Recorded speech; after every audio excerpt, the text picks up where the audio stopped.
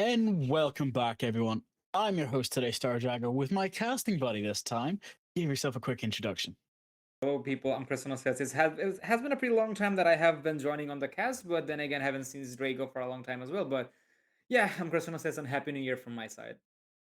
Well, as a happy new year to everyone, we're going to show you the brackets first, give you guys a quick rundown of the two teams we have, and then get right into the match because, it's just one of those things of it's the gift that keeps on giving with Rainbow Six Siege. If everyone's got their tokens still and there are six credits, I know how you feel. I wish I'd kept them. So let's head into it. Let's see the bracket. Oh, that's actually kind of nuts. So yesterday there was two forfeits. Yes, there wasn't a stream yesterday due to them, but we had reschedules of the first match, and then we had a forfeit from, as you can say, good guys, and then they forfeited today as well. So they've dropped out of the tournament. But that actually kind of leaves quite a good momentum for the promotional match. Either we get a refight of that first bracket, or we get something really good coming forward from this with a completely new starting. But you know how it is. We're going to have to go to team cards, and I'm going to ask you to explain counterplay to me. What does that mean?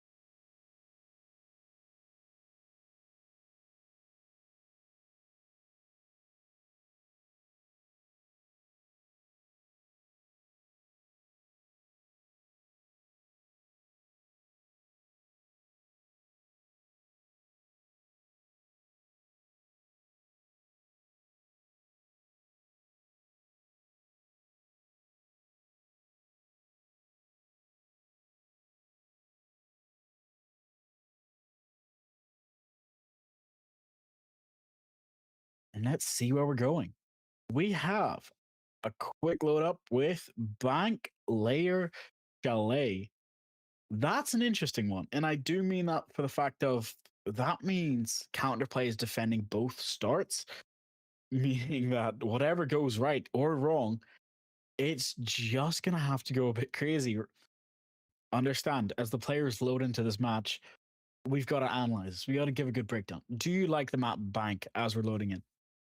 Honestly, no, because I'm not a big fan of Bank in general, but I do like the layer being put up. I understand that Bank has been on in the game for a very long time, but the map is extremely wide and there's way too many angles, which can either favor the attackers and sometimes it can also favor the defenders because even if you happen to go for the rappels or maybe just going for a clear onto the top floor or just the lobby, you don't know exactly where you're going to be flanked from. So if the side of team God Squad is confident with Bank, that is really hats off to them. But at the same time, Lair is much more of a tactical map, if you ask me, because it is probably the new. No, never mind. Fortress is the newest addition to the map pool, or should I say the newest map as well in general. So Lair still with some portability when it comes to sorry effectability when it comes to having a bit more creativity. So it Okay. depends exactly how the approach is gonna be because bank, well, you know exactly how things are gonna go down. Like you're gonna take control of the spiral, maybe take control of the stock side, or maybe grab the hatches, and so on and so forth. Lair can say the same. Chalet, however, is something I really love to see because Chalet is a map which may resonate a lot of things from Bank because again, there is the mezzanine side, there is the K9 window, and also the map is extremely self-destructive. So destructible, my bad. So in my opinion, Chalet is a little bit more an indication how good you are as a team. But then again, that is the decider. So in case any of these teams take the first two maps back to back, we won't need that. But that is going to go down to the factor that if they will. And that answer is going to be coming in as the game starts, ladies and gentlemen. The players are ready, and the players are going to be going in for all action, all guns blazing, probably. It's going to be counterplay versus God Squad going into map number one, Bank. You know I love it. You know I'm afraid of it, but it's always something we are loving to see. Also terrified to see. So, as a quick look at the team rosters, you got to see God Squad versus Counterplay. And it sounds like you need to learn a bit of Counterplay on this map of Bank because if you're not banning Habana, you're not banning Kaid, you're going to have a couple of problems to run into it, whether you're on the attack or the defense. There's a couple interesting things that we could be seeing. First ban I'm expecting is going to have to be a clash. Second ban, it's looking more towards the fact of get rid of everything. Mirror, Ace, gone. Is there any bands you're really hoping to see or really hoping not to see? I'm kind of expecting Habana ban and maybe a Cade, but then again, if I wouldn't be surprised if I happen to see an Azami taken out as well, because I, am I hearing an echo? Yeah, don't worry about it. I'm pretty sure it's just on our side, but we'll quickly make everyone check. One of the things, as you're saying, is as we see Habana Kaid gone, they are staples to be done. Tell me about it. And well, I did say that Hibana Kate is going to be the second ban. I was expecting Azami as well because you can definitely put a lot of pressure from the defensive side, and because Azami be as Azami's open, it's going to be played on from the defensive side. Well, I also see the Lord, the Savior Tachanka from the side of Kavik, so I gotta love it as the players load in. I believe it is a top four defense from their side, unless it's basement. I don't think that's gonna. Never mind, it is a basement defense. And oh boy, this actually gives me goosebumps. This is such an old strategy. Back in the days, there used to be players who used to put up a very long distance Tachanka when he had an LMG, mind you, and used to play it as a discount Mira. And I mean, back in the days, Mira, the map bans were not a thing. No, not for maps, not for operators. But even then, taking care of that Tachanka was quite a pain because you had to shoot it consistently to destroy the glass which covered his head. And after that, maybe you could have gone for the plan. So that kind of forced the player to take control of Garage. And I mean, he doesn't have that LMG anymore. It lives inside of our heart, sadly. But he does have the Shumika launcher, and that's gonna allow extreme long-range plays from the 5-lane core, and it's probably gonna deny the plants as well. We do see a Monty being brought up. So problem is that is kind of a direct counter to that Monty. So what's gonna be the take from the attacking side? I do not see anybody pushing forward. Well, it's because you don't have to anymore. There's a lot of interesting strats to be played. As much as I do love a good rush or a bit of a, let's say, questionable challenge, it's always good to have that moment of, hey, whether we go for the push or we go for the clear, if we can just take from behind it like this, Monty can now clearly walk in. There's not a lot of coverage, just a Goya Shop and a Tachanka. So as long as they burn it early enough, they've got free reign to go for that plant covered. No big problems to actually start this. Who are the most important factors is whether or not this challenge works or not. You've got him there. Go on. If the Damos can win this pistol fight versus her, it's all up to this playing kitchen. But as I was saying before, Tachanka being one of the more staple characters now of a basement hold is fantastic. It's because of the utility, but also because when time happens, you've got that Durkevi back up to take out the Asami. But as you can see, they're just clearing it bit by bit. But with the Goyo still being on the first open area, they can no longer just put a give and forget. Durkevi's down. It's now going to come up to the line to hopefully get the refrag onto Goyo, but if not, it's going to be down to this Monty, but he's still getting hit by that Shumika launcher. The fire burns too much for this. And as you can see, they're trying to get that long angle to try and push people out of sorts. Only problem is, the Janka's got Shumika for days now. It's a lot faster reload. A lot of the patch notes have changed for him. But as you can see, Monty still gets the plant down. HP advantage and man advantage on the side of God's side for their attack. Bombs planted and a Monty post plant. Not looking good, but we've still got the Chanka. You cannot give up. Absolutely. 3 of the players are pretty damn low, and that's gonna be a problem. The Monty needs to survive here. The problem is the Monty's the one who is taking a lot of damage, but looks like it's gonna be Curve taking care of BDO, and now, one by one, they are giving the fights away. That's not good whatsoever. Curve able to pick up 2 back-to-back frags, even though they were super low on HP. The survivability has to be commended. Good God, good run from the side of God Squad, as they certainly is and are proving their godhood. Counterplay, I understand now they're trying to go for the counterplay because they were trying to deny the plant. They were trying to deny the plant, which does make sense. Does live up to the name. but it's not quite on point quite yet because they need to make sure that they're not letting go of server control that easily. I mean, you can give it to that, but there are still some positions where your Tachanka Shumikas may not get to, which did happen, which allowed the Monty to go for the plant as well, and now they're just doubling up with those I forgot the utility's name. Vulcan, yeah, exactly. Vulcan canisters. Don't worry.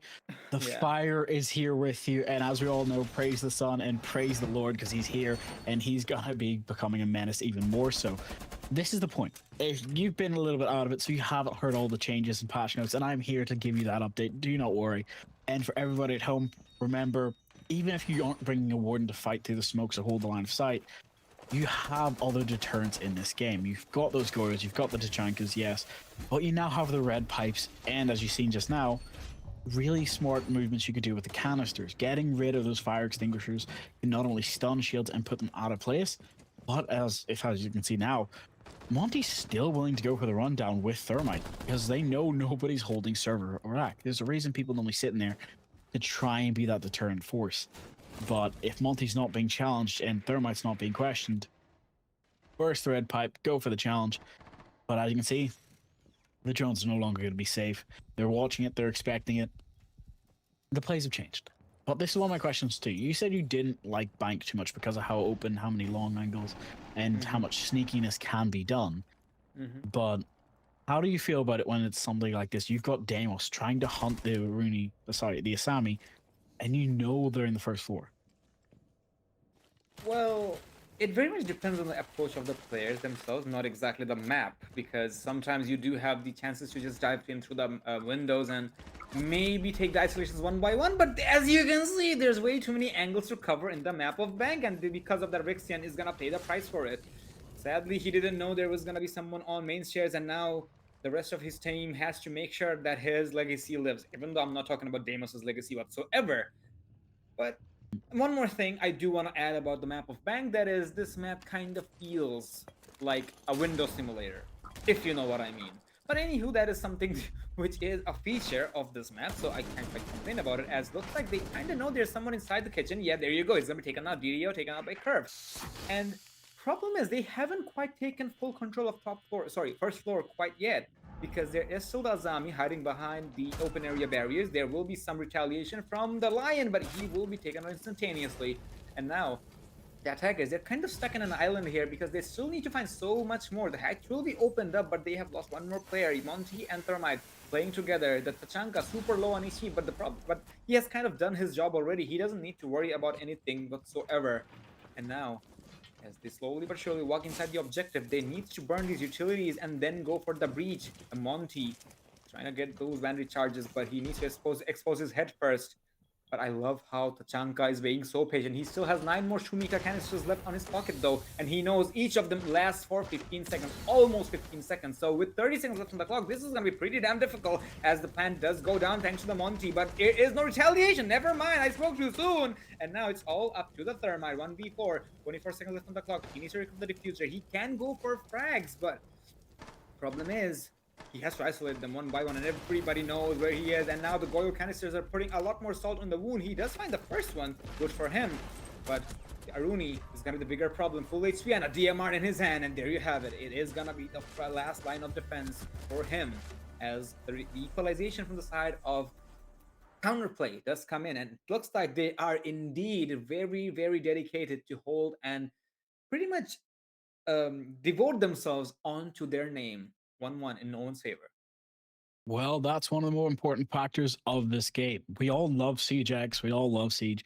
Yes, it can be frustrating when you're got, let's say, a powerful gun like Thermite's primary, but when you don't have the distance or you don't have the exact area, you can't be quickly and trying to quick peek because chef's kiss when it comes to moments like that, headshots win first.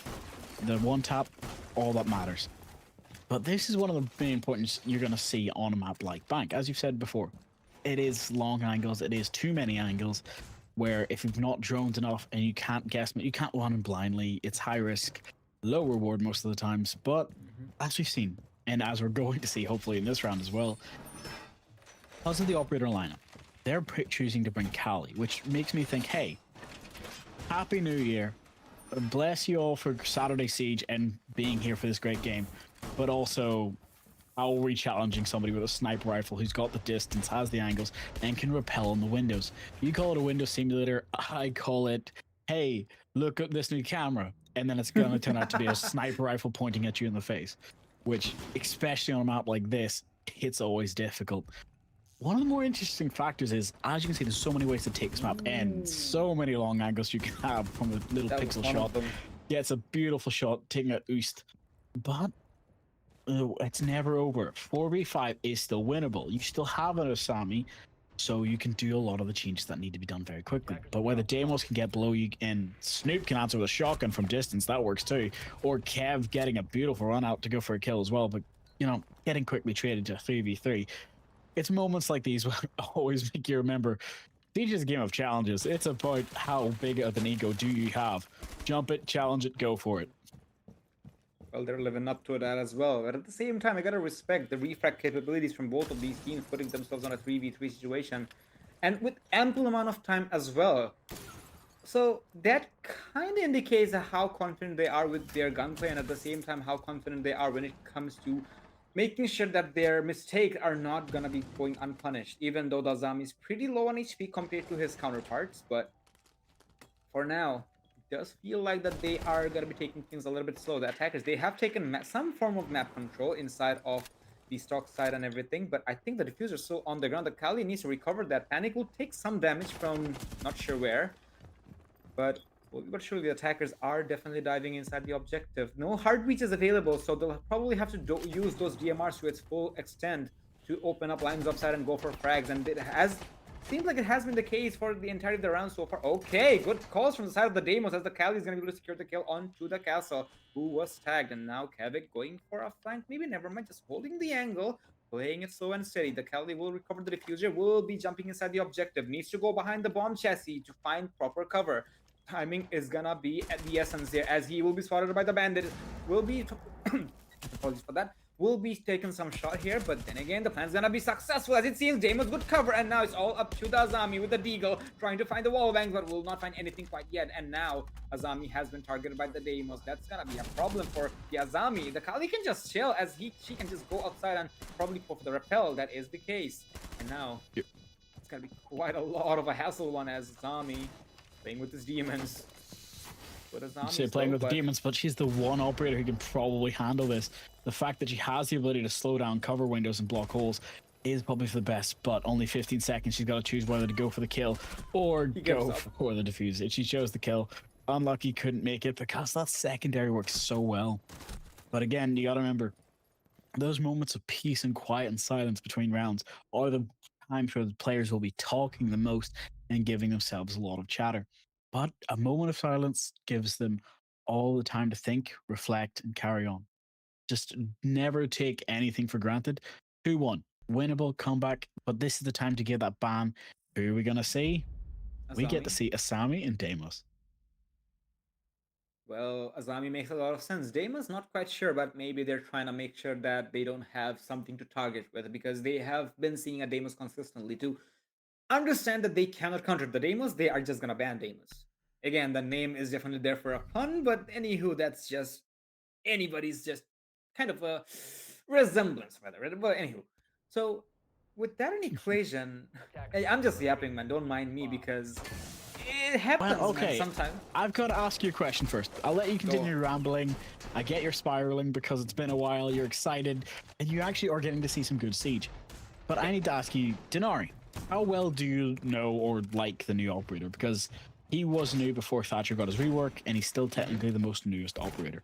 I love him because of the fact that you can completely change sites with really interesting ways, like cutting off whole drone holes, cutting off a lot of interesting angles, or making it so that if anyone tries to walk through, as you can see, going up that spiral staircase, going up that gold stairs, or as a lot of people call it, banana, they're going to get caught at their feet. And that can be a really great deterrent, especially when people are just blindly walking up. It's a perfect counter for people like this, or if somebody tries to jump in. That's for certain, and that is one of the reasons Denari is still one of the strongest operators, and I kind of believe that he is probably the best operator we had last year. Or should I say in the entirety of year 10, because he is creative. The amount of creativity you can have is kind of comparable to Azami, because think about it, you can put up covers wherever you want, and you can also block angles with Denari wherever you want. It does solid damage. It also slows the players down. It also gives you a pretty decent amount of how do I put it? Um, Hmm? information. So in my opinion, people may say, yeah, he is an operator who has been copied from another certain esports title, but I kind of believe that the execution on Denari have been so much better. And there you have it. It's gonna be, never mind. I thought it's gonna be Denari who's gonna get the kill. Never mind.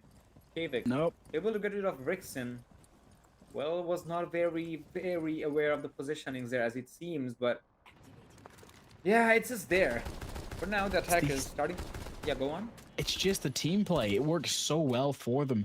They're taking the risk and having their teammates try to go for the call, give the angles, and as you can see, a quick shot back though, equally just taking it 4-4. Jaeger getting taken out is a huge pick, but also the fact that they're trying to go for the jump in challenges, and as you can see, they're barely missing. Malusi could not land the shots, but Valkyrie's waiting for the call out. He's waiting for the person to jump in, go for the kill, and get the pick. But you can't just Could wait pre-place forever. it. A lot of time has to be done. You could have pre-placed it, actually, in my opinion. I don't know if there's a camera available or not, but sometimes they can just run inside and you may even miss your chance with the C4. But as of now, the attackers, they're taking a really strong amount of time, which is admirable, but not to an extent that you're gonna be leaving the objective to go for a commitment completely. I mean, you gotta do something eventually down the line, and it's still a matter of how do I put it? It feels like a staring contest between the attackers and the defenders for the time being, because they're taking the time. But then again, the Dokkaebi will finally take the decision, and that's what I was talking about. If you pre-placed the C4, you could have probably gotten a better value. But as of now, it's gonna be all under the Melusi. Never mind, the cover is gonna be there from the Kali.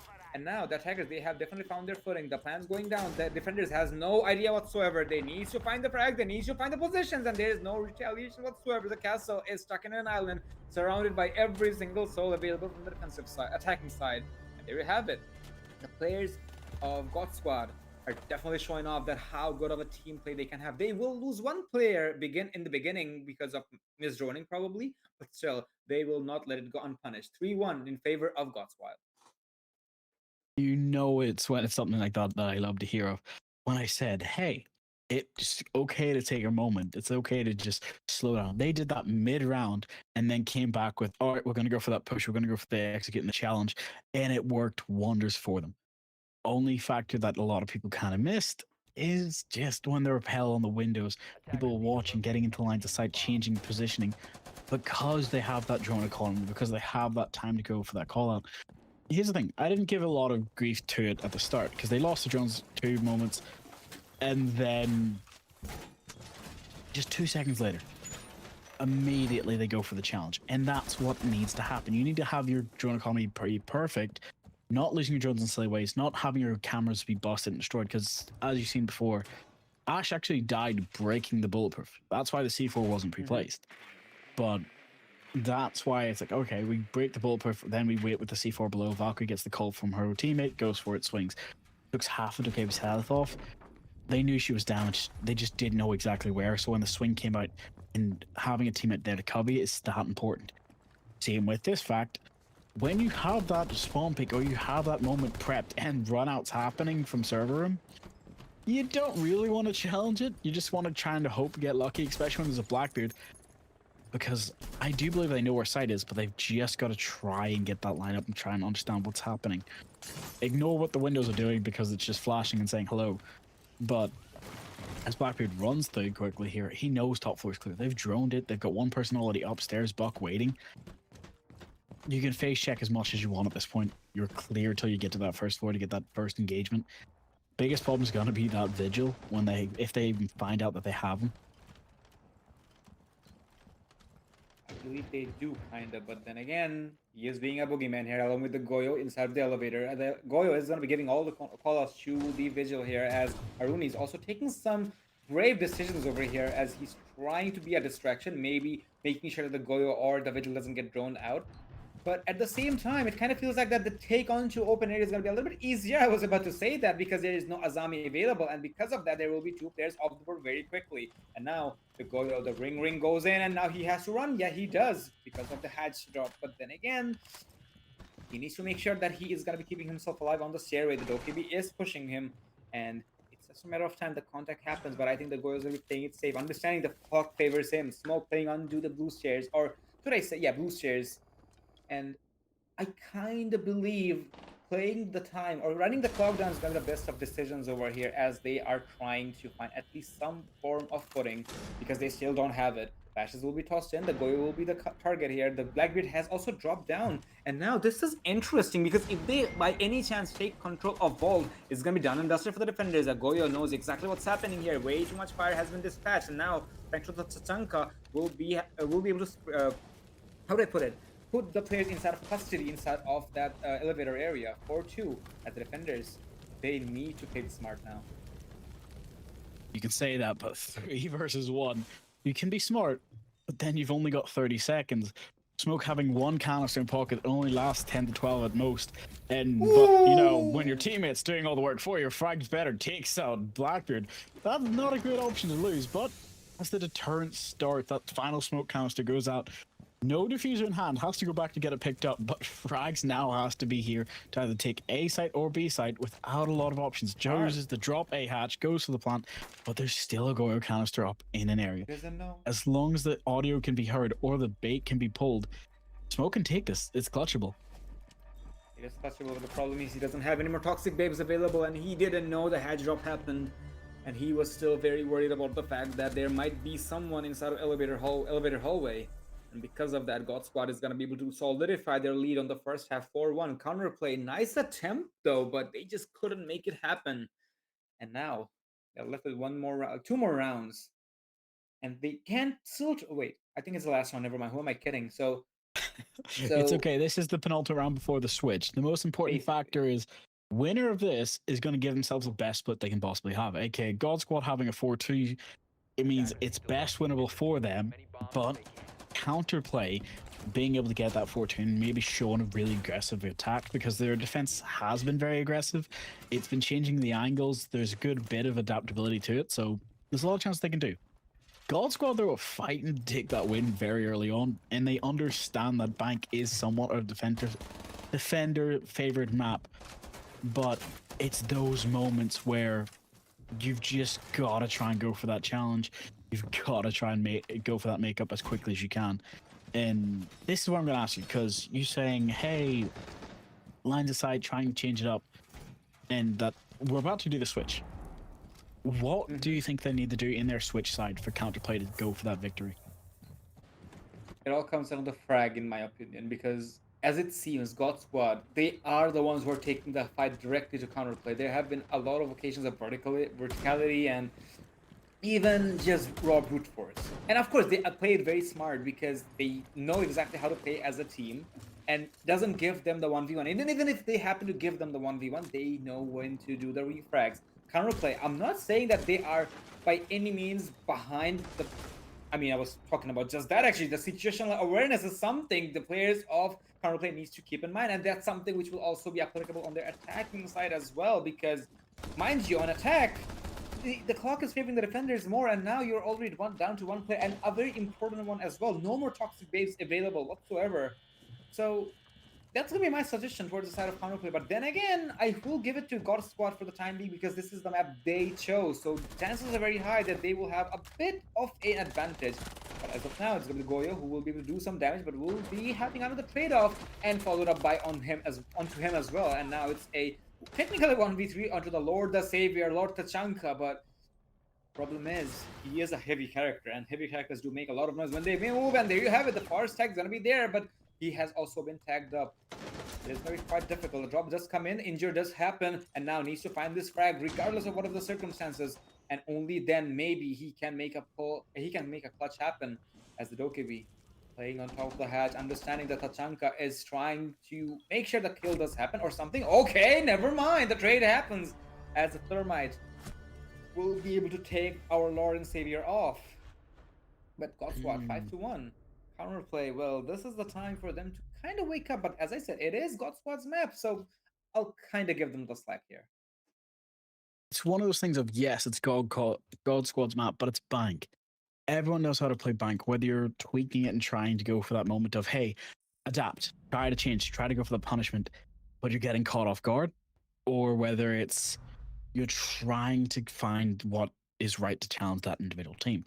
It's not their fault, especially at a moment like this where you think, hey, I can go for the challenge, I can go for the punishment, but then 20 seconds later, you're going up against a fight you really can't handle. They're getting caught out into 3v1s. It's not the map's fault at that point. It is just, hey, God Squad know the map better. They have the strategies countered to pick your desired. Whether they've done VOD reviews, scrimmed, or just here to go for that punishment, it feels like the counterplay can't find the exact way through. And that's maybe because God Squad isn't counter. Maybe they chose no strats. They chose, if I don't know what you're doing, you can't know what I'm doing. And it's working for them. The only problem I might see coming from this is with their choices right now of, hey, we're bringing Jaeger, we're bringing Lucy, we're bringing Warden, we're bringing Goyo, we're bringing Yorni. You try to go for that hard swing, hard plant denial. God Squad's decided we're not even going to try to go for a direct challenge. We're just going to try to set up for, if you get close to site, we have everything just to stop you. And that's probably going to be the best chance they can do. Most important factor is, how do you want to see this played? Whether you take it with 3 sledgehammers or you take it with thermite charges for what you can, you don't have that idea where you can just blindly push in. These teams, as a lot of people may not know, they are actually strong contenders. Some of them are in ELC, some of them are in other tournaments, and will sure be coming to higher end like Eon later on. But now this is their stepping ground. This is where they got to start and go for that punishment. And with Axis Final being what it is, it's important that you can try to go for that challenge. Right now, as you can see, Sledge, no fear whatsoever, goes for the challenge. Here's the Iruni close. Drone gets caught. It's all going to be coming out, whether she gets caught in the staircase or catches Sledge on the tables. And as the quick lean fire sees the gun but cannot get the pick, it's now challenged and Sledge gets it. 8 bullets left in the mag, but whether or not Jaeger is going to be safe trying to go for the refrag, nope. Rixon actually gets it and takes out Deimos. This is why Warden on Blue Stairs is such an integral part, but also why it's such a devastating one as well. A lot of rotation holes, a lot of open holes. It's going to have to be up to Grim to try and get that line of sight, or Sledge here might be able to catch off Jaeger and give that long angle needed. I gotta admit that they are taking a lot of map control over here to make sure that the player inside of open air doesn't have way too many options to escape. So they are gonna be taking this fight head on.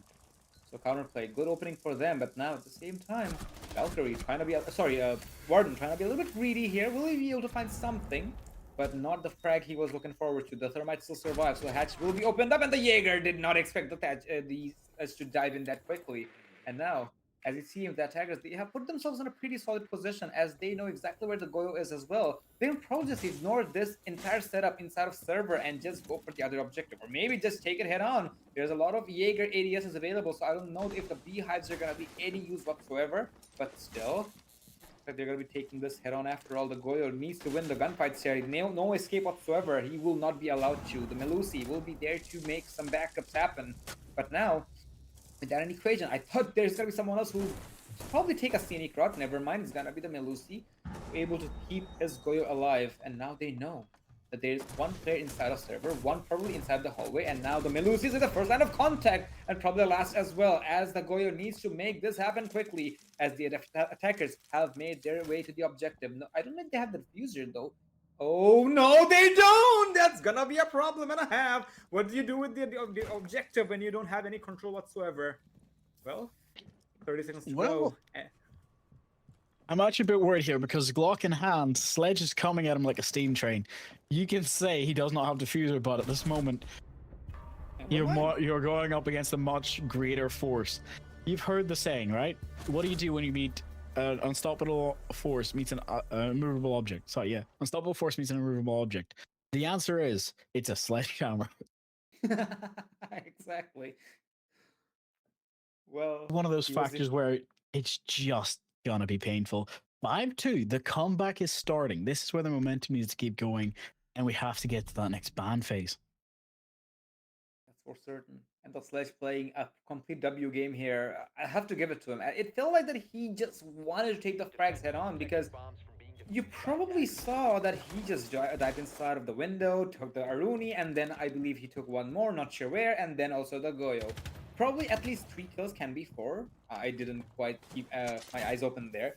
So gotta admit that counterplay, understanding that okay, this is how they want to play it. We're just gonna be ignoring the setup altogether and then dive in. Respectable, but now you gotta do it all over again. Chances are very high that they're not gonna be putting a Aruni on such a deep roam this time. Maybe there will be someone, or it's still anybody's guess at this point. But Well, there's nothing you can say. You're right entirely, but they have a knock. They have. Hold on. Do you see it, or is it just me? Because I see a shotgun on a specific I do. operator that flies. We have an Amaru, which means that they don't care. As they go straight into the second floor, going for that quick clear as much as they can to hopefully try and find that Aruni and go for the punish. But Aruni will be caught by the camera. Somebody jumped quickly into office though. Vigil taking a lot of HP damage and finish. Again, they still have to find the second player up in office. CEO. Now we'll see. We're gonna have to see how this ends, because whether this drone catches Aruni or not is going to be the detriment. Well, he is so hiding there, nobody to be seen. He's just chilling, man. He doesn't have anything to worry about in his life. He can also go for a 1-out, but wait, I'm just wondering if he's disconnected. Never mind, he's not. Now he's gonna be hunted down. Understanding that there's a lot of players looking forward to meet him and maybe to kill him as well. And now the Sledge, pretty low on HP, but still will be trying his luck. And guess what? He is the one who makes luck here as he slowly but surely. Wait, is that another player nearby? Yes, there is. There's two Whole team's players coming. actually. Yeah, There's no point in waiting on site. What's the rhythm again? It's the best offense. Sorry, the best defense is good offense. And at this point, you've got 3 people upstairs roaming, trying to hold the staircase. And at this point, they might actually work in their favor. But as Goyo gets caught, his toes are spotted. The frag grenade drops at his feet. He can't run safely, and he gets taken out. The Sledge on 1 HP and a dream doesn't care. He'll take any advantage he can get. So for now, it's going to be down to who can hold site, with now Malusi leaving site as well. Not sure how this is supposed to be played. Well, I guess you don't need to have an objective if there is no objective at the moment. As it seems, it's just gonna be like that for now. Paul's able to find Kavik here, and now they know exactly where the players are, but he needs to find the isolations. Amaru tagged up significantly, but never mind. She's gonna be a little bit better on this gunfight. 1v4 for the Warden. Very winnable if you ask me, because 2 of the players are literally holding onto strings at this moment. The drops will be happening here, and now the Warden probably knows. And the grenades will be dispatched as well. Nice shot from his side, but there's one of the lower players, DDO. Well, we're going for some teeth edge as he got the Warden. I have to admit, the players of Counterplay, they're slowly but surely actually taking good amount of control onto the map, and somehow GODSQUAD, they forgot there is an objective. But it's okay as long as they're winning gunfights. But slowly but surely they are losing the lead they have earned in such a long time. 5-3, and maybe a timeout. Yeah, a timeout has been called out. A good time if you ask me, but they gotta find some resolutions from these as well. Otherwise, yeah. You can answer that. I'll take over, because it's those moments where GODSQUAD needs to answer what do they want to play this. Because as you can see, it's 11-7-6. They're holding on through sheer gun skill and original strategy. But as the momentum's starting again, Counterplay are entering into their own. They're picking the weird strats. They're doing the quick damage, finding those smarter picks, using that high verticality they have. So it's no longer shooting fish in a barrel. These are barracudas. These are sharks coming back to fight. It's back. Everyone heard of loan shark. Everyone's heard of different ways of taking it. But at this point, I'm wondering whether that timeout is going to be their friend on GODSQUAD side, or helping Counterplay set of even greater further distance to it. I'm back. You've got to understand, it's very difficult for them to try and set this pace. How was the phone call? Welcome back. Well, it was just a friend of mine from university. That's it. It was good. Just wanted to know if I'm doing okay and everything. I just sent him the stream link in response. So yeah, I'm good. But yeah, I do agree with you over there, as the approach is kind of questionable from the side of GODSQUAD, and I believe after this round they're going to be able to change something when it comes to their defensive strategies. Again, this is their map, and they have been looking very solid on the first half, and now they were at least on the brink of losing it. So counterplay, would they be able to take any form of retaliation from after the time from the side of GODSQUAD? Possibly, possibly not. This is something which will be answered by the players themselves. And as of now, an objective overhaul is going to be visible. Hang on a second. Did he really see that drone? Yeah, Good God, well, that was it a really is. well hit one, though. It doesn't matter. It's about the strategy. You should do your research. You have to be able to know that Souls can't use a gadget too quickly at the start of the round because of that whole time delay, but also the fact that the Souls player, they're going to hunt down your tech no matter what. You try to set it up as quickly as you can and get the best utility out that you can. Only problem is, I have a bad feeling this bandit's going to go full send in a second, try to go for the jump out, or at least try to hop over the balcony getting a quick pick. It's these interesting changes that happen, but it's high risk, high reward. Oh, boy. If the bandit can get this successfully, he could get a pick, but he might get refragged by the Dukebi first. A lot of what ifs and whatnots, but for now, it needs to come from this team. They're trying to go for that setup. You can see they have a rush trap prepared. They have a Deimos already in with 3 operators scanned, with specifically being 3 operators off site. Right now, they're trying to go for the lineup, but it's kind of different. Do you think this is going to be a rush jump in plan? I believe yes, it will be, but at the same time, it depends if the Doki because they're gonna be timed properly, and if the Yang will do something. Never mind, it's gonna be the Solus who will take full advantage of the Deimos being tunnel visioned. Oh boy, but I don't think the rush is gonna be working. I don't think it's gonna be working anymore at the moment, as it seems.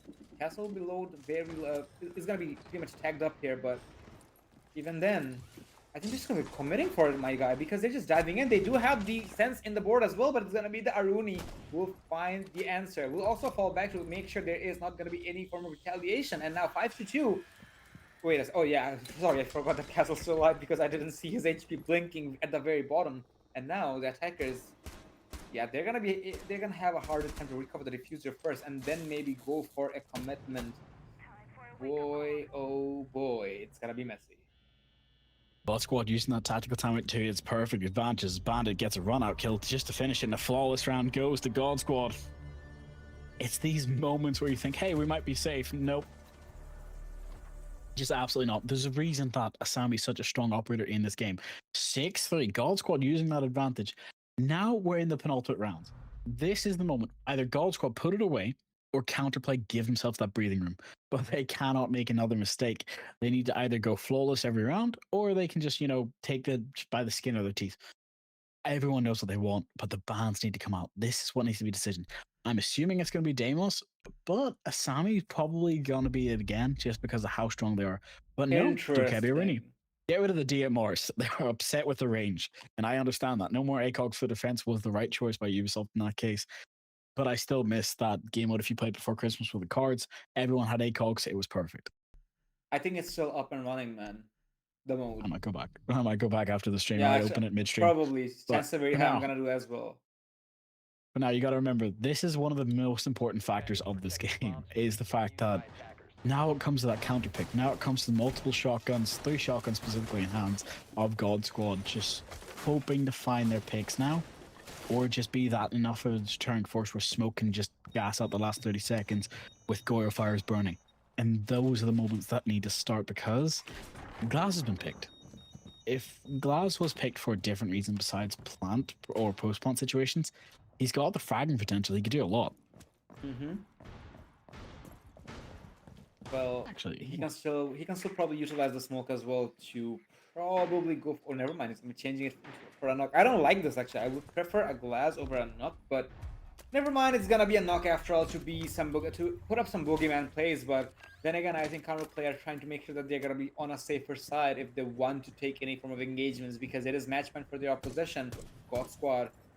And as it seems, GODSQUAD will have a complete overhaul of the entire objective of basement. No Azami available. I don't know if there was an Azami previously, but as it seems, the Blitz is not going to take any prisoners whatsoever. He is angry tonight, as he will take the mute down. And now Warden understands that, okay, one of my teammates have fallen, need to play safe. And the biggest problem is, that is a complete control of open area given away to the attackers.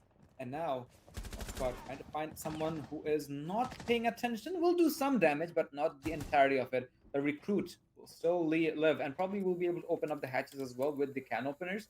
And in case he needs any form of backup, there will be the warden to probably do some retaliation. But as of now, I respect the attackers taking so much time to clear every single angle, understanding that they cannot let go of these unpunished because, of course, GODSQUAD, they're gonna be very much waiting for these unaware times and punish them for it.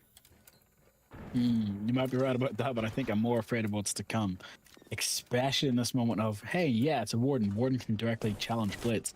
So everyone should hopefully know that, hey, they're going to be playing close. You can hear the ADS. You can hear it just shaking all the gadget spins, waiting for those nades. And there's nothing to stop it. You have to go for the challenge. Blitz runs in, flashes, gets the warden just on time. Snoop with a double kill starting. And again, this is what we needed to see. You needed to see the challenge. He heard that it was coming from the ADS. It got stunned. He knew it. He didn't even think about flicking his glasses on at the moment Blitz swings on the corner. But Jaeger answers with his own as well. Takes the pick. And now they do have a lot of control. It's a 4v5. Sorry, 4v3.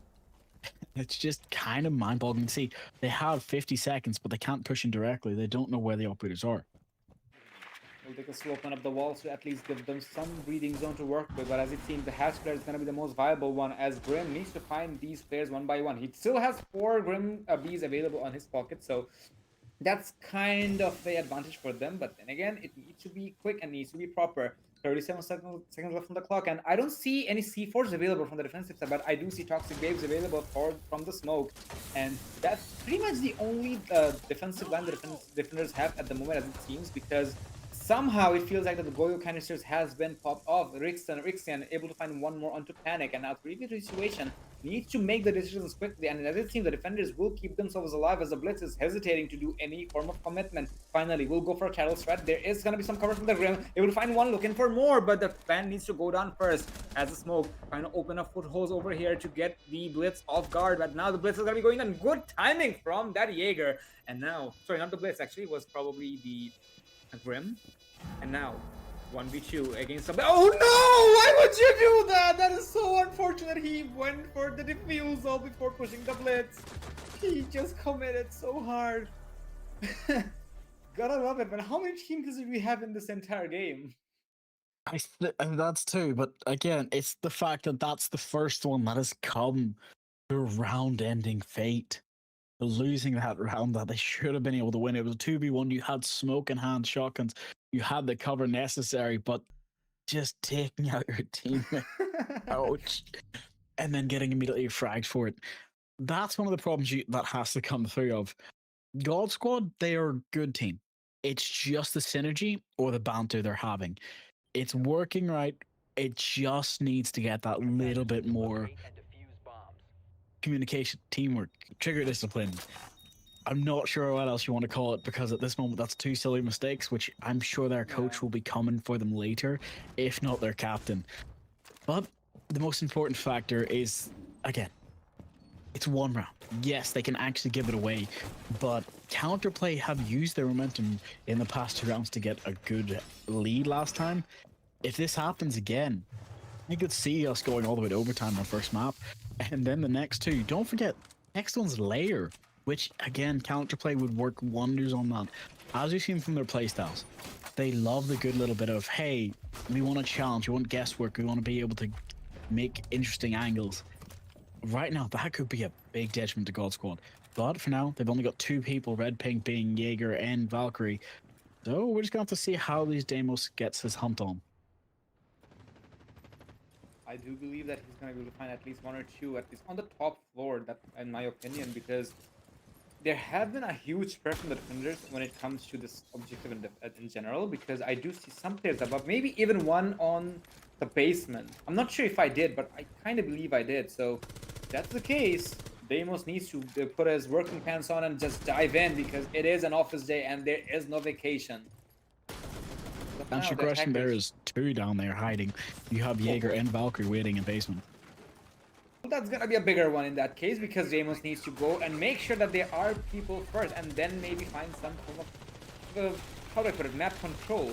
And now I do see the attackers taking some control on the top floor, going for the verticals with the ram and the buck. But problem is, it's nowhere near the objective. The objective is inside of open area, so not quite sure what's the game plan. Maybe they're trying to find someone who may try to hide inside of archives, but it may not be the case because in the objective itself, there are solid grounds where you can just chill. For example, the admin office where the hatch is. Yeah, if you can open up the hatch, but pretty much everywhere else, or should I say near the admin office actually, because there are solid floors. But if they are just chilling there, you gotta make sure that you're picking up the pace. And as it seems, the attackers, they don't have any idea about the whereabouts of the players on the basement, as they're slowly but surely taking some form of control. But never mind, I think they do, as I do see someone making their way inside thanks to the lion. But with 1 minute left on the clock, they need to make sure that these plays are happening because it's way too calm in the map of Bank. And boy, oh boy, a robbery is gonna be happening anytime soon. You say Good that, but C4. that C4 quickly detonates at Buck's feet just as a deterrent, and it does take away a lot of HP. Only factor is I'm not sure how to handle this from them because it's 45 seconds. A lot of site utility is still there. Yes, they have the operatives they need to challenge directly in gunfights. They've got the ram opening above, Buck still alive, but he's got no more shotgun in hand. So it's about clearing as close to site as you can and trying to go for that challenge, go for that kill. But if they can find anything, it's the time to do it now. Absolutely. And now, just holding angles, maybe just waiting for the defenders to make a mistake. But as it seems, they're not going to be making any form of movement whatsoever. But there's going to be a refrag game from all over the place. 16 seconds left on the clock. This is do or die for these teams. And now they're just diving in one by one. The Azami just getting fragged one by one. The locations are revealed, but still, there's no diffuser in the vicinity. And I think it's going to overtime after all. And there you have it. Never mind. Who am I kidding? God Squad will take the first map. I kind of thought there will be some attempts to go for the plan, but instead it's gonna be GODSQUAD taking a map of 4 to 5. Good God. As you come back to our lovely faces, just understand that surprised us just as much as it surprised you. 7-4. Mhm. And around that was really close. Honestly, I could have seen that going 7-5, 6-5 immediately and us going the distance. But I learned something new today.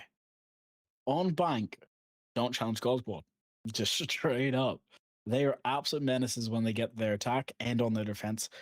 You can challenge them more likely on the defense, so that will be polished. But even when they take out their own team, it's never over. Don't see that as weakness. That was just them having fun.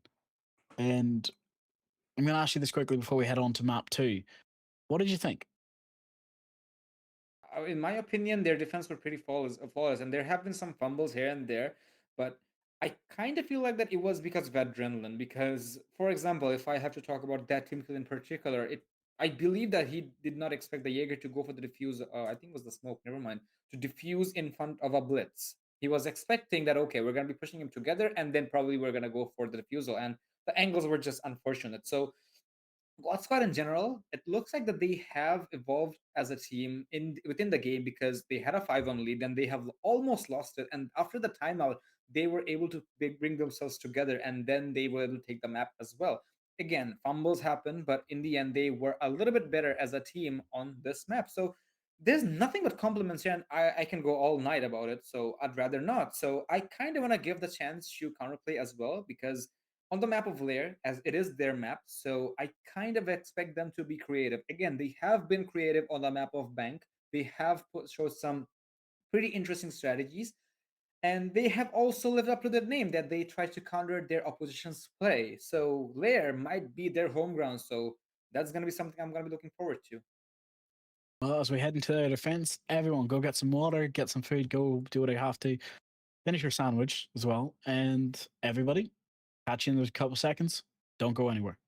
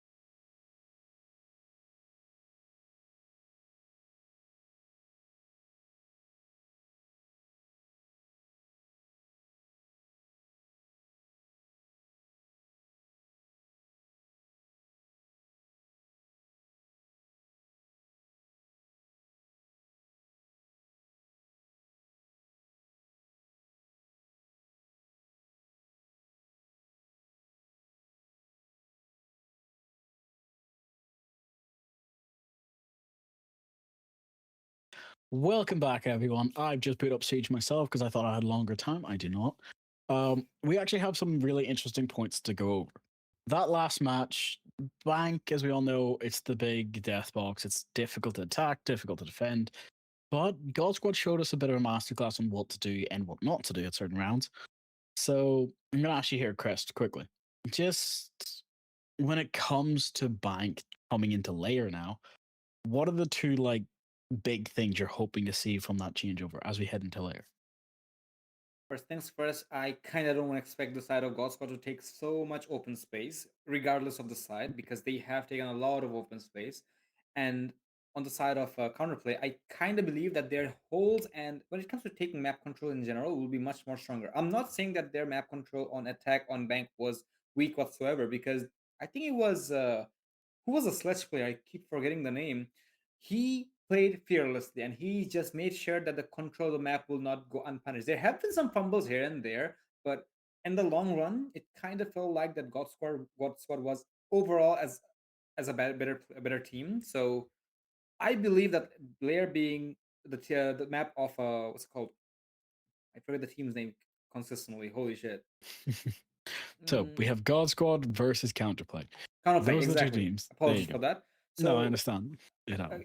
I do believe that they're gonna be having an edge here, but then again, it's just a very small factor we have in our head at the moment because again, a map of layer is gonna allow you to be very creative. There are opportunities to go for verticalities. You can, of course, just hunker down inside the objective and expect for the best. But then again, Lair is still sitting onto the meta. I mean, it is a pretty old map. I think it's almost 2 years or maybe a year when Deimos got introduced to the map, or maybe even before he was It was introduced just to the before game. CJX, so yeah, it's a year and a Yeah. half now.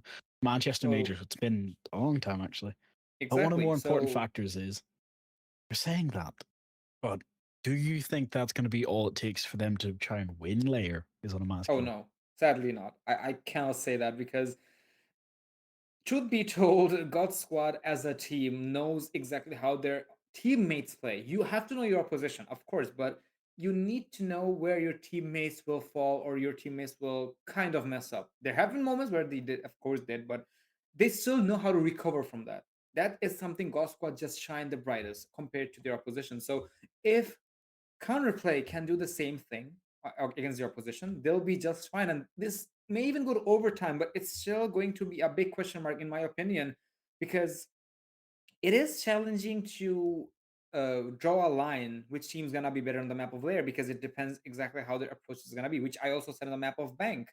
So Okay, we hold do on have the then. map bans on our screen at the Go to map moment. on because I need to check something. Because the fact that we have Bank, Layer, and Chalet being one of the lower tier performing maps for these teams kind of makes me excited to go into this map of Layer as we'll be starting in less than a minute. So kind of worries me, but it should be fine.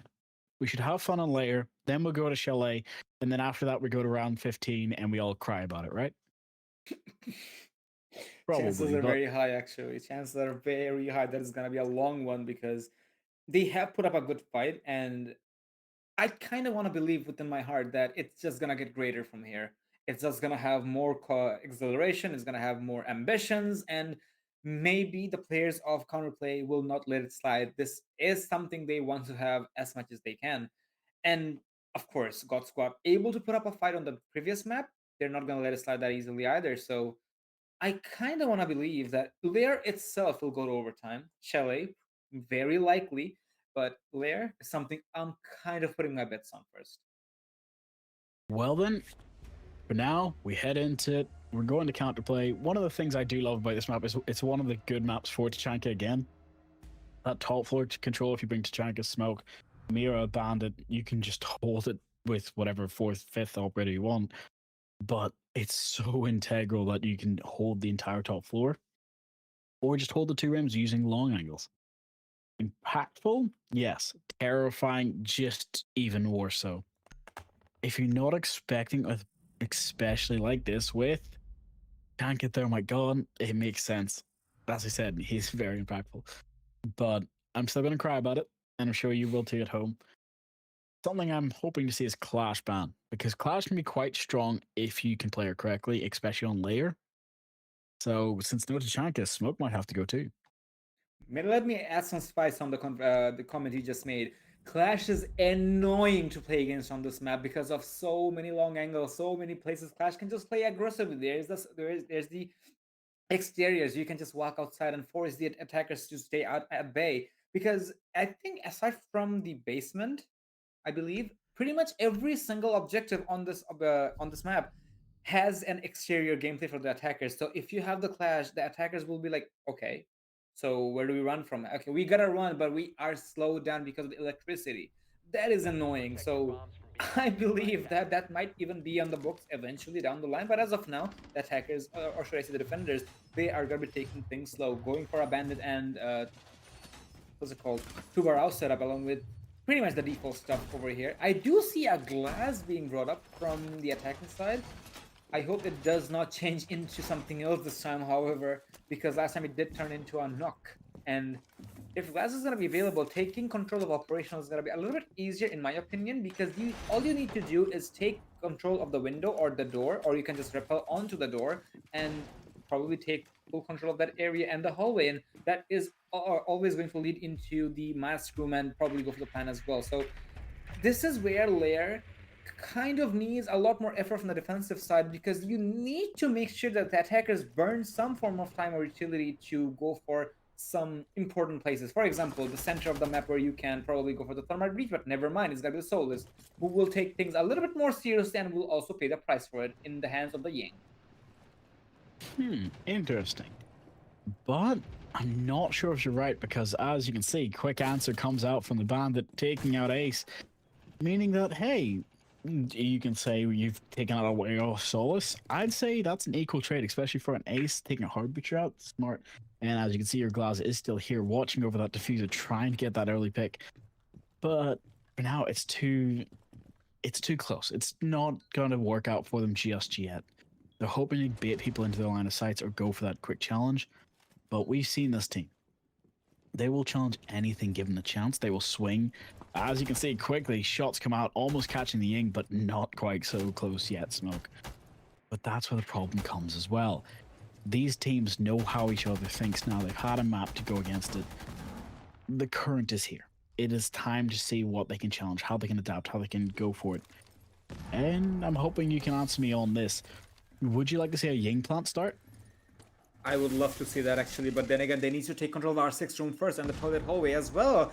And as it seems, they are still struggling to take control of that. I'd love that again, but it kind of feels very unlikely because the smoke is hunkering down so strongly and not letting it slide whatsoever. There will be some attempts to go for the Yings, and the smokes, toxic waves will also be coming out, but as of now, they have still not taken any form of entry. Understanding that smoke has a shotgun, and if he happens to play close, that's going to be very devastating.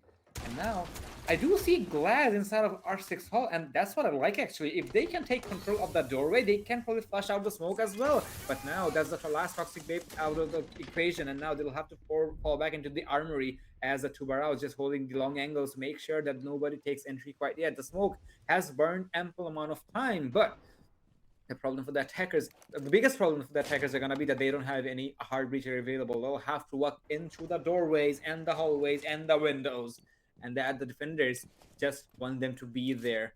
The last Candela does come in as it seems, and they'll probably jump in to make sure they have some for map control, but the Ying is playing with his patience here. Holy moly.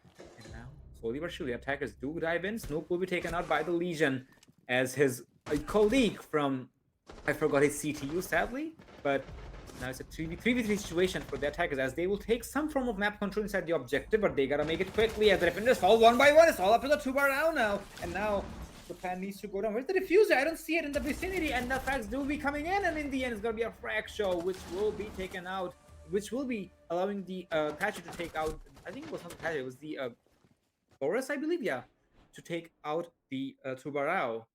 God Squad, It really was good Flores. attempt. Yeah, it was There's Flores. something I'm wondering here because you've seen it as well as I did. It was they tried to rush into gallery at the last second, take server quickly, take 6, but getting caught off in 6 hallway by the glass just kind of ended up ruining it because they had to challenge the smoke, hoping it wasn't a glass. Now they know their opponent's going to be bringing that.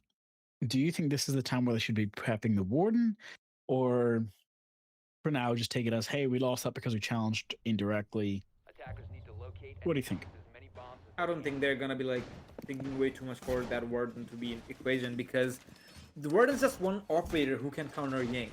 Think about it. It's just one character. Okay, you can kill the Ying, but the Ying can be anywhere. She can counter any or just push any other operator in general. So dedicating one operator just for one operator in opposition is something I would probably expect in a ranked game. Let's be very real about it. But in a tournament or maybe even some like scrims, I really wouldn't because again, it just doesn't make too much of a sense. That's just one whole operator for one operator. I mean, it even sounds crazy when you think about it, but as of now, they have not been disappointing here whatsoever, but I do believe that God Squad will not give away unnecessary gunfights this time because, mind you, the Solus could have been so much detrimental to the opposition, but she went for a spawn peak, and I believe it was the Ying who took the Solus out. So, not the best of decisions made over there. So, if they can just work on those in particular, I don't think they'll have to go for any other decisions whatsoever. I do see castle. Wait, never mind. It was just barricade. For a second, I thought it was a It's castle okay. barricade. It looked like a castle, right? No, no, not to me. For now, it just looks like a stop motion picture animation. Because right now, they're getting stalled at the door with Blackbeard waiting here to try and go into this office. And the bigger threat is I love whether or it. not this bandit's prepared, C4 in hand, hoping to get it just over the corner to catch him. And it does, but it's not going to be able to finish the job. But he is going to have to play safely as bandit tricks. It gets that angle, but it's going to get destroyed just in time as well. So here comes the problem you just mentioned before and the problem we're seeing now. The deterrence. They need to try and stop. The counterplay has worked that first round. Flores drones clearing the staircase as much as they can. They can spot the smokes toesies just from a little bit of a distance. But as you can see quickly, that P90 doing absolute work right now on Solus takes out Buck.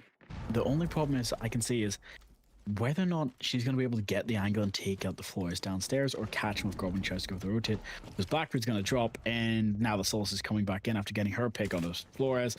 She's now got to Oh boy. challenge the Blackbeard. She does have the ammo count for it, two great SMGs, but with a double kill coming out from Pulsey as well, it's all going to come down to this moment. And no, Snoop gets the pick, takes it out. 4v2. Pause after this round has been requested, so we'll take a quick break in the chat. But a minute left. The time is now. They have to use everything they can in this moment. Have to use all the big brain plays, try to push through, try to go for the kill. But as you can see there, two brows there. That shield is not for you as well. And that's the punishment. You'll come to our lovely faces now just as this break happens.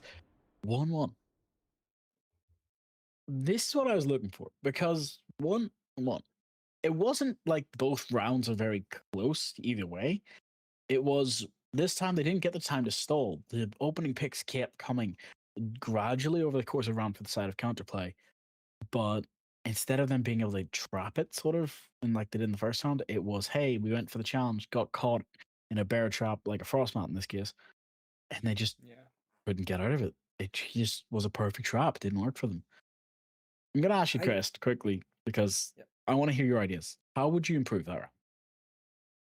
Honestly speaking, if I'm an attacker, I would probably start with taking some basic controls of the map because, of course, when you're taking control of that operational side, you have the C4, which is still fine. You gotta focus on what comes next. For example, you do not let go of operational. I have seen the players letting go of full control of that area because they think about that. Blackbeard was the first line of contact, and then he was not in anywhere near. I understand that maybe he was needed somewhere else because he did hunt down the Solus. So kudos to that. But what about the players outside of that area, or who else were there with you? The ace was because he was going for the breaches, and then he went for probably a line of sight. Not sure where he was taken out from, but you already have a line of sight. If you need to play passive, if you just need to put up a drone, do that. And in case you do go down, someone else needs to take that map control because if you do not have the map control in your arsenal anymore, the efforts you have pushed up or have developed, it's completely nullified. And that's just the first thing because there have been a thing my previous team used to say when I used to play competitive, that is that if you have a thermite wall or in any breach whatsoever on a reinforced wall, make sure you're not leaving that. Yeah, there might be an occasion where you may be needed somewhere else. That's fine, but make sure at least you're leaving a drone there, because the moment you leave that reinforcement or hatch, the defenders are gonna play that. That's why I'm going to challenge you. What was the one thing that was missing? Their drones. In this one time round, they've been getting caught out. The drone economy hasn't been as good in the previous match. That's the problem. I'm feeling like the intel game just isn't quite there at the moment. Maybe it's because they need to bring their Kebby to hack cams, or maybe Bravo or something like that. But for now, it's just flawless. Catching off, Just destroying as rogue on many drones as cover. possible, shutting it down. And it sounds like the players are going to want to head back into the match in just a second. So, final thoughts. Operation Room, Mezzanine, Mask, Master. You take those quickly. You try to play with them as a unit. It works, but when a C4 lands at your feet, as Blackbird did, he had to go into passive role, but nobody stepped up into the active one. But now, there's ways to counter and challenge that.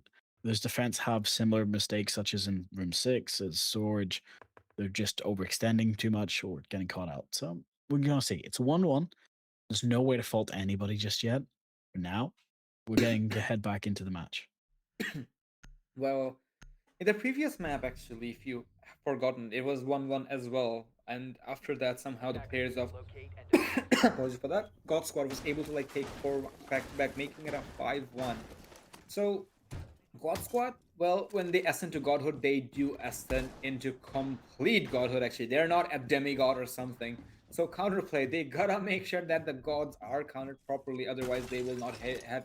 They're not gonna have any positions to answer back. That's just the tip of the iceberg for the time being. And God Squad, well, they are going to be changing the objective because they have won the first round. So, kind of admirable from my side, counterplay.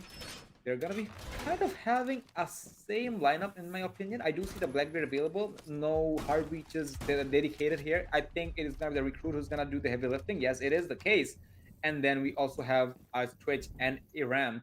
I kind of want to put a little bit more effort on emphasis on the Twitch here because the drone work.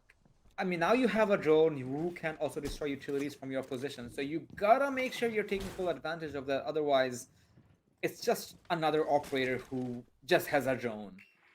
I mean, yeah, having 4 drones is fun, of course, but guess what? Flores has 6 of them. It's true, but Flores is detonating. I think that's more of a detriment. Now, it might be the chance of Twitch, but they look like they're answering their own questions. They're bringing in operator that can actually challenge it. Deimos is hunting down the Solus because they don't want to keep losing their drones to this fight. But also the fact that they think it's probably the best operator for the job. It's soft flowing all around. Catch off the counters, go for the gunplay, go for the challenges. And another drone's destroyed. That's painful to see, but there's still a couple of drones in people's pockets. So quickly, as they come out, it's necessary. But to the same point, Blackbeard's here. He's challenging the back door at B. You know you can't just push up blindly because that's how it works. If you push up, Lucy loses her life, that's not going to be good enough for this team. Question for you. Which side do you like to take? Would you prefer going from the front of like support, or sorry, the back of support, or going from the labs when you try to plan? I'll go for labs actually, would be cool because you at least have a little bit more of a control of, how do I say, the objective, the rotation, the split, and also a Trash Toxin. And at the same time, if you have someone for the vertical, which is available at the moment, you technically have an objective which is open for plan. Even if you don't have control of filter, I mean, you still need control of filter. I mean, I'm not denying that, but if you don't, at least you still have a counterplay. On the other side, well, you can, but it takes a lot more of a brighter approach. But as of now, that's just gonna be leaving. I'm gonna be leaving it there.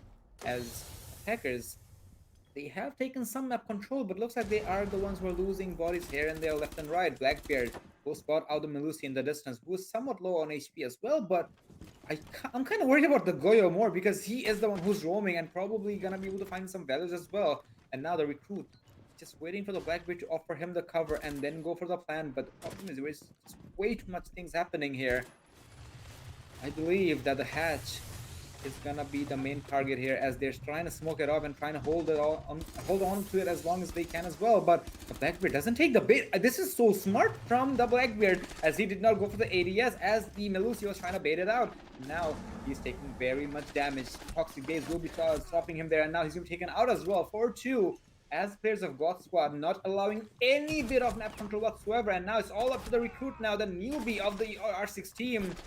Has to go for the stick, but there's no options whatsoever. Will be taken out, as the players of apologies for that, GODSQUAD will be able to keep the lead for themselves after the pause. That's Even though they why didn't need a pause, actually.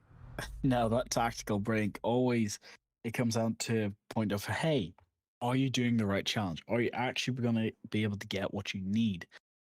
It's one of the things everyone has to worry about when you're trying to play a game like this.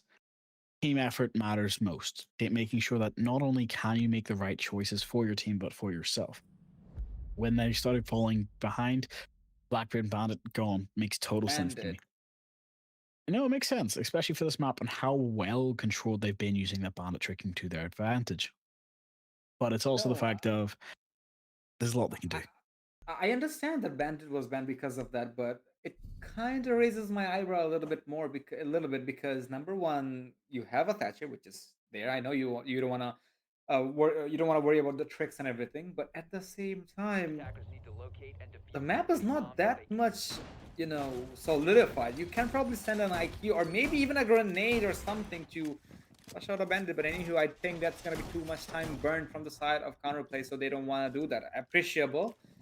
So now they're gonna have to deal with a cave, which is gonna be a little bit easier with the Thatcher on the board and with the new rework as well. Oh boy, it's so much difficult to keep a wall intact, especially when there is no bandit available, because you just know exactly where the electroclaw is gonna be, and you just keep spamming that. Not to mention, it also shows how long it's jammed for. That makes Thatcher's new RPG thingy so much more convenient. I'm not gonna say overpowered.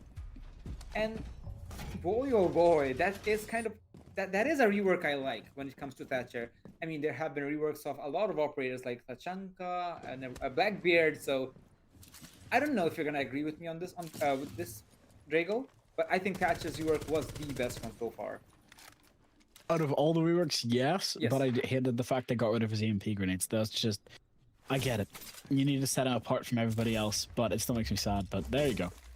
Kuberal, though, is still being there to counter, meaning that even with the Thatcher, he has to wait and try He's to just get that chilling. Kite Claw. But it's even better because it's a mix of IQ now. He can now give that timer and reset it because he's got the indicator. A lot of people don't have that, and a lot of people want that for other operators as well.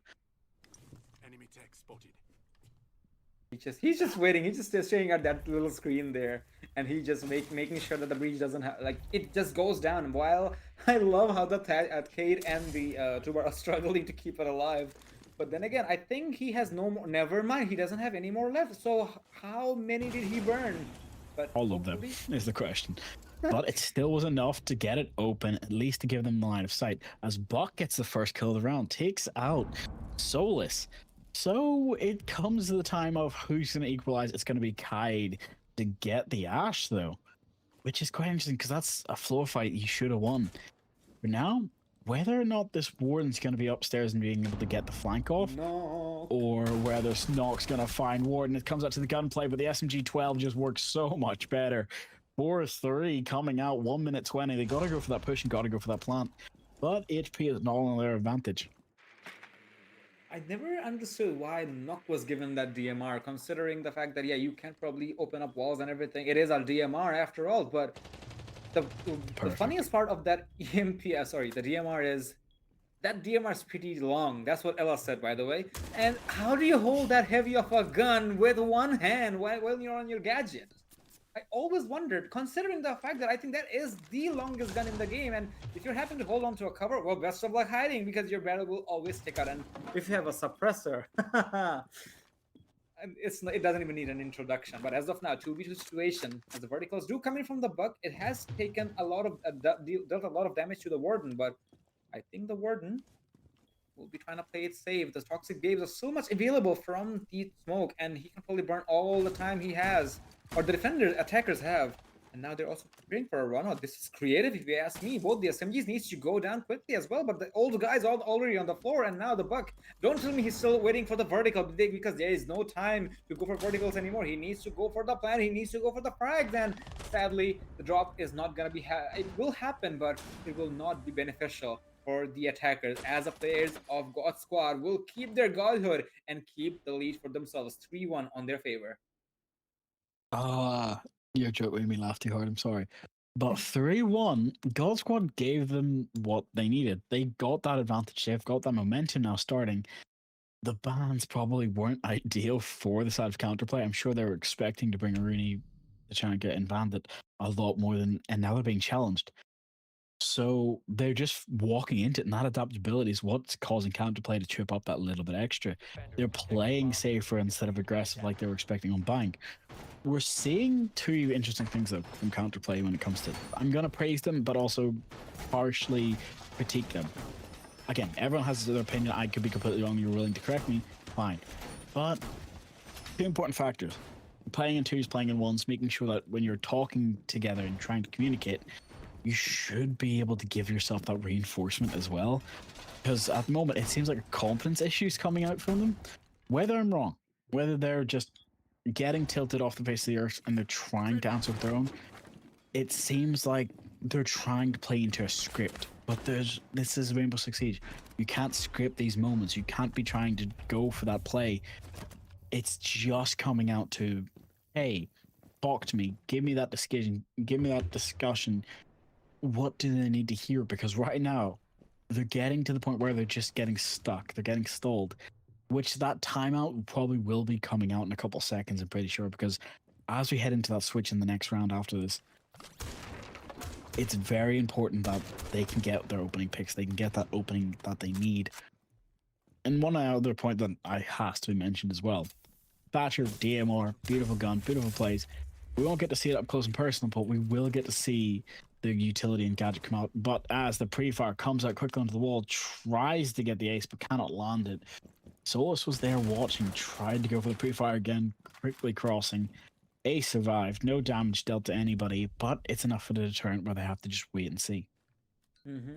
And now they're just playing time here. They understand that they cannot stop that breach anymore, and they cannot probably get the kill onto that open area either. But as of now, the Damus is gonna be on the hunt. He knows exactly where this Solus is, tossing a grenade and making sure the hallway stays clear. This is his home ground, but the Solus needs to be careful. There's way too many players to go for, my buddy. Just keep yourself alive. The foothold's not gonna be favoring you whatsoever. And there you have it. We will take some damage, but it's gonna be none other than the Flores who will take care of the player hunting him down. Because mind you, he also used to work for Karis Legion back in the day. I'm talking about That's Fenrir, by the way, just as a Fenrir, quick correction to exactly. everyone. My bad. Flores is a fantastic thief, but he does not steal names.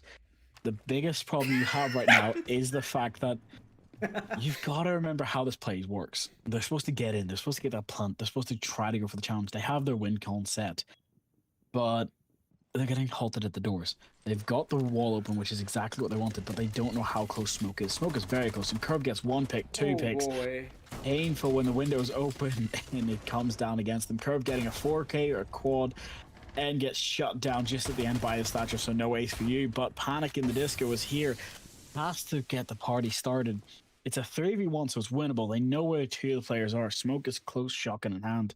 They can't go for the rush through just yet, as the timer will keep taking away. Smoke does have another counter, so he can spread it out 10 seconds apart. But as Panic gets another triple kill, can't get the last one, gets shut down. Oh, that is not the screen you want to pause on. Exactly. But it does happen. So that actually take it to 4-1, sorry. You'll come back to our lovely faces in a second because it's just going to have to quickly refresh it. But 4-1, it's tough. It really is. And that's one of the factors of DMR. It's a fantastic gun. I love a foul in most games, and especially in Siege, they've done it well. I thought it was a G3. Close enough. It's close enough. We all know that's the foul, just a better skin. But the sound it makes, the gun it does, and the damage it shoots is fantastic. Only factor came out, nobody's watching the flank. No drones were up. Nothing was covering it. The call out wasn't there from the dead person. So counterplay really need to use this like pause for a couple seconds just to get their work done for them. You know, there's a saying that hunters become hunted because I kind of feel like that the players of God Squad are taking full advantage of that because the Deimos knew exactly where the Solus is and, of course, calling it out to the Buck.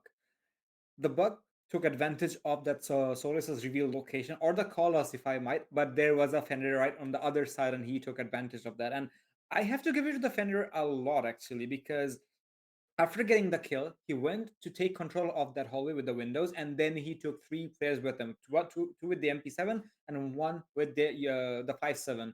And funny enough, that it kind of felt like that another day at the shooting range. I mean, there is a shooting range in this map, but he made it into somewhere else, and that's just to show. That just goes to show that how well coordinated the teams or the team of God Squad is individually, because boy, oh boy, they know how to support their teammates, and they will do that even on the dying seconds.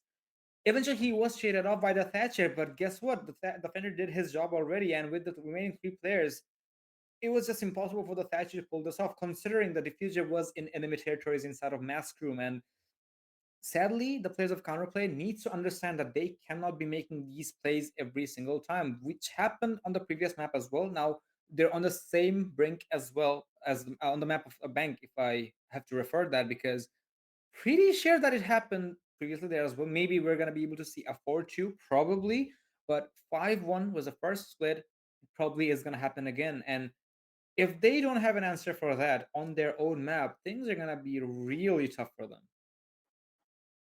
All right, I can see that, but there's 2 points that I'm just gonna quickly argue a little bit because even when it came down to it as a 1vx situation, the Thatcher could have won just by playing patiently. He had the time on his side, didn't have the diffuser, so it was a lose-lose state for him. Even if he just shows, hey, we'll tactical time it, we'll let it slowly go.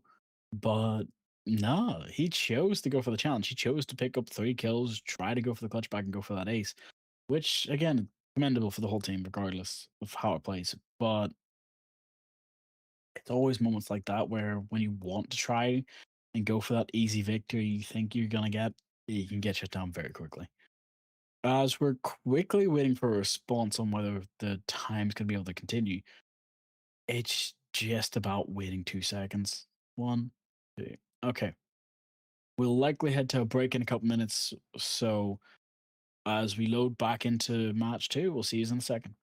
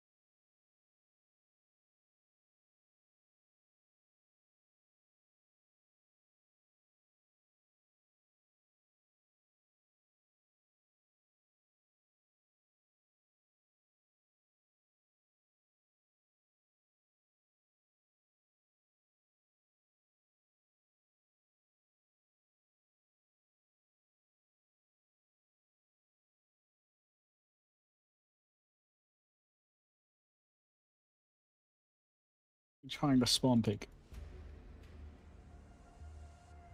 And Oh. welcome back, everyone.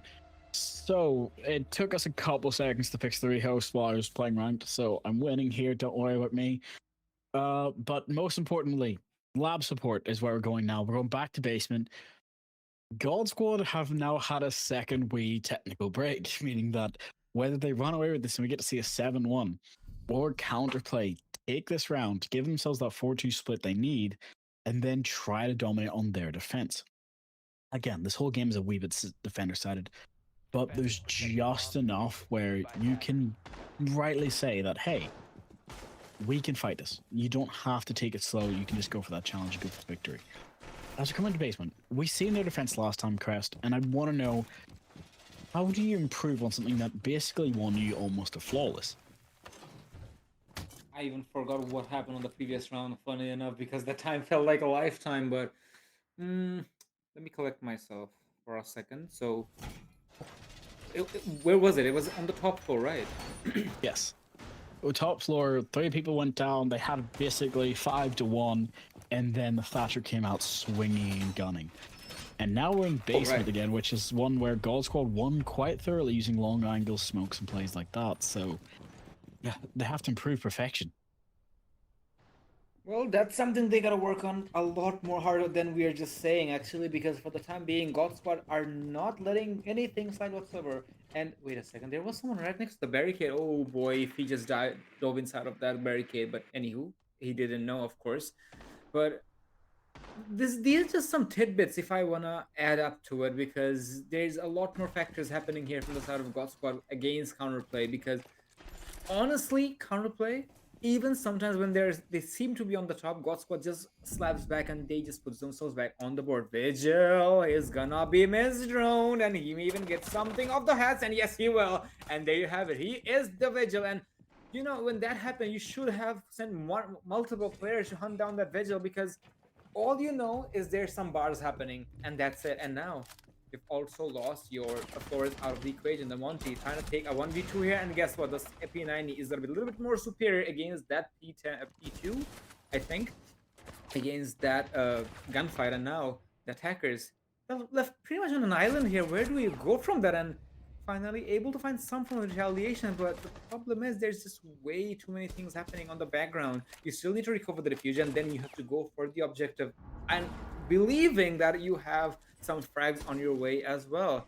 And the only improvement I want to add here is just play as a team at the moment, because it feels like that they're going for a lot of solo plays. I'm not saying that the play style of counterplay is questionable, not necessarily, but God Squad, they're just not letting them have any form of breathing zone.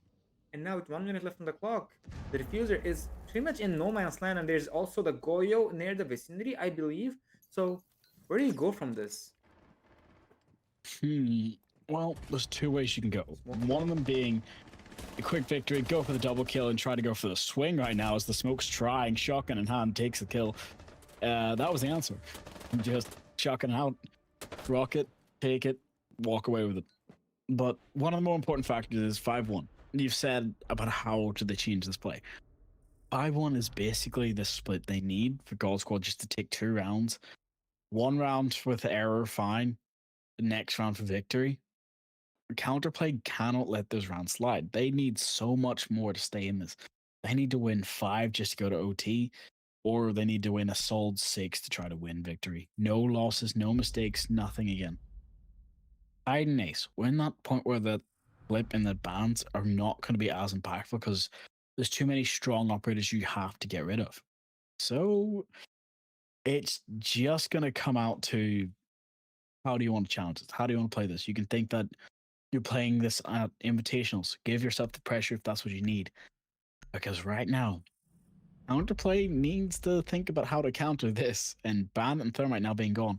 As I said, those are the bans that need to come out. Tactical timeout, perfectly done. The scores aren't exactly right, as everyone can see, but it still makes the same point.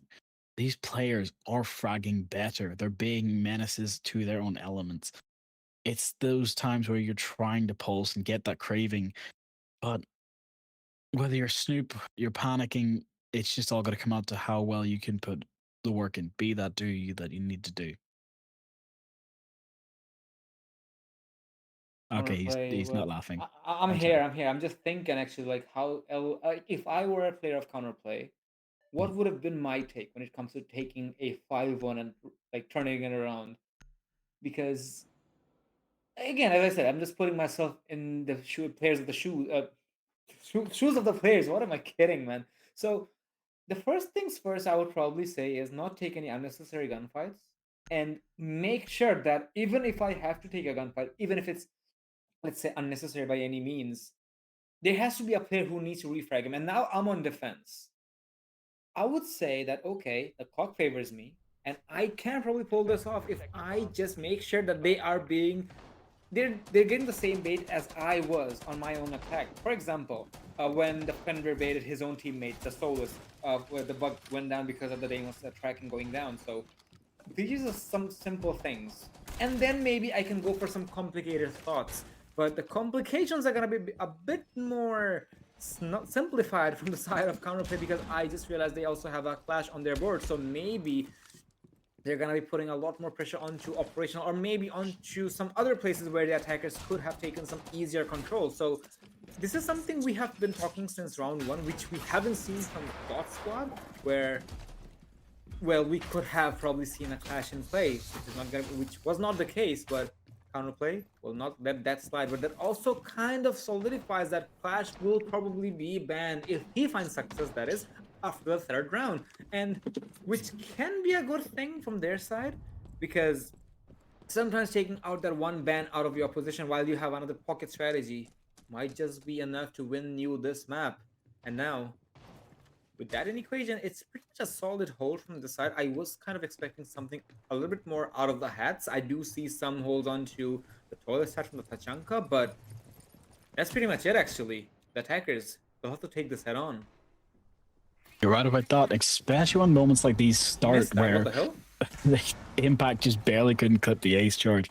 That's unlucky, but it actually gives them a good bit of breathing room because Clash is now that walking mirror that we love to see. You can have as many deterrents as you want, but you can't really push them off of it, and you can't stop them from just standing there looking at you menacingly. Because until she puts down the shield, you can't destroy it. It's just there as a deterrent. It's just there to try and catch people off guard. They now know they're up close and personal. They have the line of sight. They have a mirror now watching as well. So if they try to swing, they're putting their own life at risk immediately. But with Tachanka here, Ash trying to go for the kill, but does not get it. Instead, we've got Doe getting frags better, takes it out. That's exactly what's needed. They now have all 4 defenders, bar Tachanka, scanned. So he's going to be the one to be the caught off guard. They just got to try and go for those picks, try and push in, try and get the pick. But no, Asami goes down quickly. It's now a 4-on-4. Exactly what's needed, but Flash wasn't there to cover his teammate. Tachanka's going to have to try and hold this Ash outside, keep her stuck out there. But for now, it's risking a lot of HP to do so as Kirby comes up the staircase. But Tachanka does get one, takes out the Ash. It's close, but she has to run, barely getting out of there in time. Diffuser is going down. Well, it's planted. All operators can be tracked by Deimos. Now, post-plant situation is perfect, but it's not good enough when Clash just drops the shield and goes to the swing. It becomes a 1v3 quick with Tachanka and the Shumeka burning out their opposition, leaving it to just Dokebi. Well, hopefully they still have the Clash available. Now they can just simply go for that. Oh no! He didn't know that there was no reg outside! Dokebi! Well, he does have the new repelling animation and the... Well... What do I say about that? He jumped and he was expecting there's gonna be a ledge out there. But even then there was a Clash to counter with that. Clash and a Goyo. You can't forget it's a Clash and a Goyo. Even then, it's not the best start, but it does happen. There are those unlucky moments where you're thinking too much and you just go out the window. But now the answer has been set. It's all studied. Can't ignore it. Can't let it slide. You have to be the one to try and change that destiny. 5-2 counterplay is here. We're going to have to see their legendary run begin at this moment. Something that's even more so integral to this part. How do they go for this victory right now? We have to see how Blackbeard can try and start it, because it's God Squad. They're very strong on the shield utility usage. They're very strong on most of their utility usage. But at this moment, Counterplay could get the comeback. It's very possible and it's very likely as well because they are starting to get in the nerves of the players. And God Squad, yeah, they are having a little bit of an oopsie here because it was kind of a confirmed round from their end because, hey, they had control of Massroom, they had control of Operational Hallway, and they also had a player outside of the window. But the clash being there kind of made Doki be a little bit more hesitant because I'm pretty damn sure Doki was like, okay, you know what, I gotta go in. And that's exactly where everything else happened. And I believe that this is something they can definitely work on, considering they don't have their opposition doesn't have enough cash at the moment. But at the same time, they gotta make sure that they're taking control of minigun and armory first. And I guess that's gonna be the case after all. Never mind, they're starting things off with Dingy, and then probably make their way onto Yellow Hallway and so on and so forth. The smoke is gonna be there, and there's gonna be a flashbang as well, making Blitz a discount Blitz. But in the end, the smoke will be taken off. And now this is actually a new change to Solus because apparently she can indeed ping ping the gadgets now. It was probably not in the patch notes, but it was discovered by Varsity Gaming, and now the attackers have slowly but surely making some solid progression onto the objective. They have full control of the warehouse side, and now the Solus understands that there is someone on the drone, but will not be risking it considering there is still a Black Bear available, and maybe be able to make a bitter nuisance when it comes to a later flank, but it needs to come at the perfect timing because otherwise the plant may even go down. Oh, as this is coming down to the final minute, though, I'm wondering how do you want to take this? It's a 3v5. You've got to keep them out of your objective or go for that post-spawn situation. The objectives are changing. The points are being made. Solus is Nice being shot. as the direct deterrent, and it works. Dicks out Deimos. Beautiful shots coming out. But as a 3v4 now, they know where you are and they know that there's the deterrent set. Solus is here above. She has line of sight to cross in, watching people. But now it's all going to come down to whether or not she can read the room. Oh, Or timing. just beautiful shot comes out from Panic, takes out Blackbeard, becomes a 3v3. It's winnable. We could go the distance. This defense is working out wonders. Well, for now they do have a little bit of a breathing zone to work with, but at the same time they gotta make sure that they are burning the time here as the players are slowly but surely coming inside the objective. Nice angles from the side of the Melusi. It will be able to down the Zofia, but not out quite yet. But the Hibana.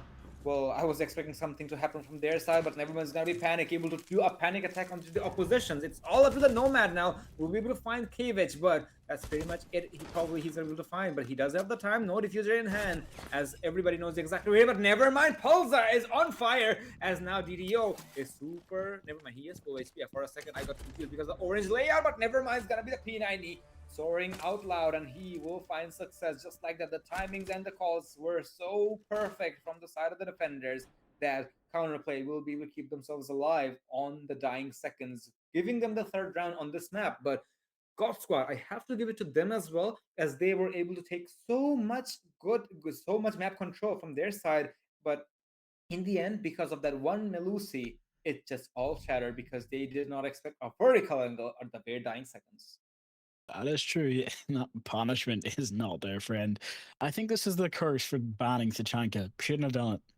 The moment they banned him and didn't ban him the second time, he is now here to cause havoc. The callouts, being the last man standing, being able to get those opening picks, and then just giving their team the confidence. It's working for them well. The only factor that might be a bit of a problem for them now is this is one of the few sites in the game where you have that direct line of sight to just push in, go for the plant against the wall, and then just hold it from outside. Quite a few maps do have it, yes, but they always have some sort of aspect to it where it's more difficult for the defenders or the attackers just to try and go for it. This is probably one of the few ones where you can get away with just, hey, rush straight up, thermite charge, detonate, go, plant, done. Bigger aspect is top floor control. Like on Chalet, like on Consulate, like on a lot of other maps, you have to be able to go for this victory through that top floor or just go directly, having the cover and having that surprise factor. For now, it looks like they're all going to focus on going for that front door, go straight in and try to go for the challenge of the person on the staircase. But as Monty walks away safely, there you go. they can now go through that window without too much worry, just hoping to try and go for that deterrent plant because they've got nothing to stop it. If all 5 operators were drowned out, they know there's nothing Kaid Bandit to try and stop this. It's just pop the Hibana charges in, and you've got a crouch roll you can go through yourself. Absolutely. That's exactly something people tend to forget sometimes. Well, I guess. Or when you can just shoot Was it, it the I guess. Dokkaebi who shot that? I believe No, so. I think they just got clipped on the top bullets for that line, and then they just when they detonated, it just didn't perfectly work out. As Ash gets taken out by the swing of Oost. Not exactly what you want, but a refrag does come out, so Deimos is getting his picks. Now it's up to Snoop to get one of his own. 3v3 though, Inside. he's just challenging it. The gun's going back and forth. It's working out for them. Oh Holes my work both lord. ways. The Deimos is definitely a nuisance to society, as it seems. He just taken these fights head to head and on the verticals as well. And now he has full control of the objective as well. Panic is the last player standing, and now he's also going to be tracked. The Deimos is going to know exactly where he is. And now, if he goes for the challenge, the rest of the team can go for the refusal as well. And now the Vendetta is going and hunting other players, but the calls are going to be there, as the Dokkaebi was also in the vicinity, as Melusi was trying her level best to keep herself alive.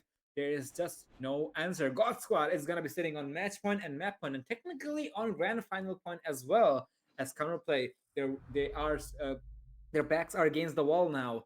They have to push it, and they'll have to push with everything. Chances are high that they will probably go for a Deimos ban. I'm not sure, however, if God Squad will be going for a clash ban, because that's the only round we saw a clash. Never mind, it will be the case after all. Technically predicted correctly, so 6-3 as counterplay was going to be their answer. Well, 6-3. This is the penultimate round, whether you mean for the whole game or just this map. It comes out to counterplay to try to go for that comeback. Try and stop this from being the first of 2 that we're looking at. The only problem I'm seeing is it looks like God Squad's ready to go with a hit and run squad. Buck, Ash, Hibana, Dokkaebi, and Finka. If normally I'd say a blitz, and then you just go for the rush, go for the attack, and go for the execution. But counterplay might actually be prepared for that, just from what they've seen in the past. Bringing Tachanka, bringing Mirror, trying to go for those heavy swings, shotguns in hand. But it is all coming down to whether they can stop Rixien, sorry. And from what we've seen, Rixien's gun skill is impeccable today. Making sure to challenge those, even as Deimos through the floor, is difficult. But as we quickly see a quick freeze for a second again, it's just about that challenge. It's about how far can they get before they get shut down. There's a lot of different ways to hold this. You can have a Jaeger on the staircase, have a shield at the hallway, and then just try to play the angles, trying to stop people, but it all comes down to this moment.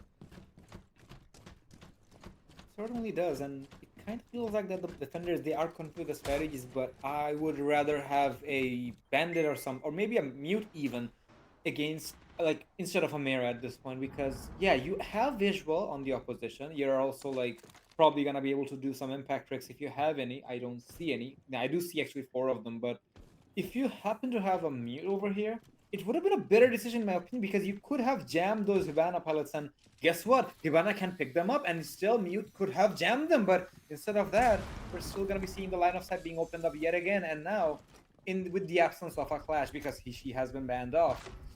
So with that equation, it does feel like that they're just trying to play a one-way angle because of the mirror window. Oh no, Lord, he's cooking himself alive as well. Hopefully, that's not going to be something we're going to be seeing way too more often, but he has taken quite a lot of damage because of the Ash on the toilet window, because of the foothold he has created. So counterplay, they are kind of panicking at the moment as it seems, but this is something they'll have to keep themselves calm and collected. This is where they'll have to probably give away their lives as well to keep themselves afloat. Otherwise, they're just gonna sink just like in Munich Major's theme, as we have seen. And now the one-way angles do be coming in play, as the Blackbeard will take some damage, but not the best of it, as Blackbeard's calling it out. Well, slowly but surely on the brink of death, but it does feel like that they are not going to be letting this go that easily, because the Tachanka is still available and trying to do some form of damages, but Azami, I believe she has more as a Kiba berries available. Yes, she does, and now we'll be able to play that one-way angle yet again. You're right about that, and I'm gonna say this: the weather outside is frightful, but right now the gunfights inside are delightful. as Habana goes down and shot, it's just going to come down to who can get this pick right now. Blackbeard's downed quickly. The fire and the Shimiko launch is perfectly finishing it, but Pulse still here. Goes for a double pick quickly, evening the odds into 3v3, 45 seconds left. It's going to be tight. They know where the Asami is, but they can't challenge it directly. And as she still has another Kiba barrier close, you can't even just try to go for the challenge. She's using that pre-fire Ooh, against nice you, and the shot. quick lean works, gets the headshot. But Ash is still here. No headshot hitbox on her, so she's going to swing, get 2 picks. Beautiful. Quad kills down to this ace. She has to challenge the Asami. Whether she takes this in God Squad win or her Asami wins with the SMG, it's all down to the pre-or gun skill. But the lie down from counterplay works, just prone, gun out, and takes it quickly. Oh, that first shot was by the drop. It just perfectly worked. 6-4. We're going the distance. They're gonna keep the challenge going. Boy, oh I want to cry. boy. It was beautiful. It was pretty good actually from the Azami, as she was able to create a fortress of her own inside of that mass room table. And definitely, as that's Deimos' table, Deimos will be keeping an eye out for Azami. I'm not sure in what context, but maybe for a recruitment probably. But for now, God Squad, nice action from their side as well, as they were able to take it to a 1v1. And now, still match point and map point for them, but it's gonna be a little bit more challenging if you ask me, because God Squad, they understand this is gonna be basement, and maybe they're gonna take preparations accordingly. Well, on replay, this is the breathing zone they need. They have it, but now we'll have to make sure that they are not giving away any unnecessary gunfights, because they have. I mean, who am I kidding? Actually, they didn't even expect the Ash to just walk up the main stairs, the rocket hallway, and just took control of it. The Talshanka had no idea about it. Neither did the other player who the Ash took care of. So these are the indications. God Squad will take the fight more than happily if you allow them to. 6-4, and now I do believe it's gonna be changed for a Twitch. Yeah, it is gonna be the case after all. 6-pick used to be a thing back in the day when only one operator used to be. You were able to change it, and now the Only entire one attacking now. side. Yeah, what? So go on. I'm saying the fact that it was only one makes it so much more difficult. And with how the players have changed, I think it's probably for the best that we keep it the way it is. Because right now, I need to see some true victory skills coming out from them. Because the hyper aggression, it works. Monty being in basement, great start, but is he alone? Are you going to back him up? Is the drone economy there to just keep the line of sight? Habana's going for that turns and going for the round play, but if Monty goes down, he has the diffuser, and that's not an ideal situation for him, to be honest. Lonesome when he's coming close to meeting two brow on face to face, or whether Nomad's can be actually the one to find. Because it looks like their answer is God Squad says go for the straight play, go directly into Toxic and go around. But these are the times to shine. Well, they have taken control. They have taken control of a warehouse at the moment, but we do remember last time there was a player above who was a nuisance to them, and I guess that's gonna be the case after all, as there will be someone taken off on the top floor. Pulza not able to do anything anymore in this round aside from watching drones. Oh no, Ditto! He's gonna be able to find one more. That's the same angle where the players have fallen from, and now he's the buck. Now he's the fuse. Now he is the vertical, as he is putting a lot of pressure onto the Monty. The attackers, they are left pretty much within an island. They'll have to go for the Soulless first and then go for any form of map control. This is good for the side of counterplay, as they are burning so much time and so much resources from the opposition.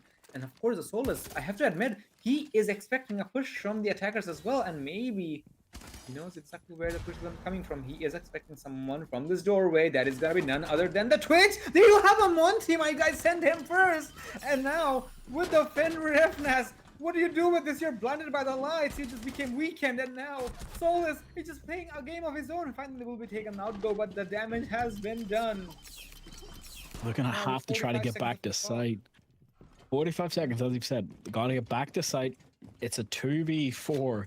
Habana and Monty. Monty does have the pressure he can give and exude for it, but he does not have that lethality that's needed. And especially when he gets shot in the back by Oost, he's going to have to try and go for the swing, but Habana goes down. Counterplay, trying to clutch this match out and take the map. As I said before, it will continue to be the penultimate until we get to it. This is the time they need to take us to OT so they have a chance of winning this map and going to map 3. Well, that's just one part, but at the same time, I did say the layer is a map. You know what? I'm not gonna say it. I'm probably gonna jinx it if I say it. You know No what I'm talking caster's about? I'm curse. not gonna say it. Exactly. I'm not No gonna say caster's curse. anything We don't say that. whatsoever. Yeah, counterplay, they're doing fine. Oh my god, they're doing so fine. Yeah, I hope they'll do fine as well. Yeah, I didn't say anything. Nobody, even the viewers. If didn't say- if there is Brim Crest, it's happened officially. But for now, we have a match on our hand. We've got Ella, Warden, Goyo, Malusi, and the Lord himself, Tachanka, is here for this. It's so close time and again. The 4Ks have been coming out, the aces have been close, but not enough just yet. Even after the rehost, after the technical pause, I'm telling you now, the number of kills we've seen from Exxon is close to 15 to 20 now. And that just kind of worries me more for the fact of GODSQUAD need to put this away. They need to take this match and finish it. It's so close to that final moments where Tachanka, yes, he can save your game. But whether or not you're going to let him do it is all up to GODSQUAD. This is their match to lose now.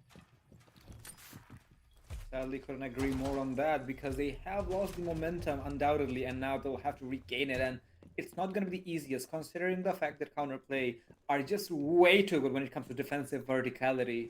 And now that's technically gonna force them to go onto the top floor, maybe take control of max room and so on, and that's gonna burn a lot of valuable time, which they could have probably invested onto the objective itself. But this is an investment they have to make. They don't have any choice. They don't make the rules anymore. It is counterplay who does, as slowly but surely taking control of this area onto operational, and Hibana's also trying to open lines of sight as it seems. Warden, I do believe the Ash is nearby, but there is no form of casualty quite yet.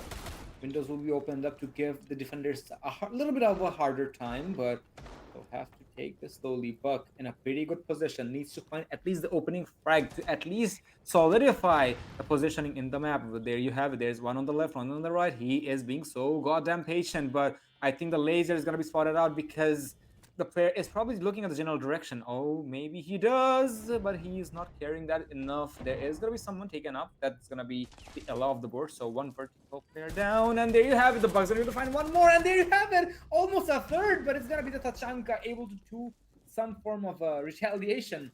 So the problem is, well, how do I put it? The Melusi is super low, and the Lord the Savior is just taking things to his own hand with the LMG.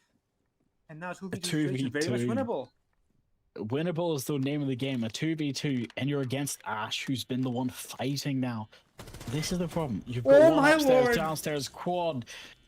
Just the ace is up for grabs for Tachanka, but does he have the HP? He has to go for Dukebi, and she's just waiting in sight. She has the cameras hacked, so it's whether or not she can get to that diffuser safely, go for this plant, and maybe try and go for the ego of it. But no, she's going up and going for the challenge, actually. She's made the deterrent. She's tried to cause a little bit of fear, but that shot might have given away her positioning. Read, oh my lord. Here's the problem as well.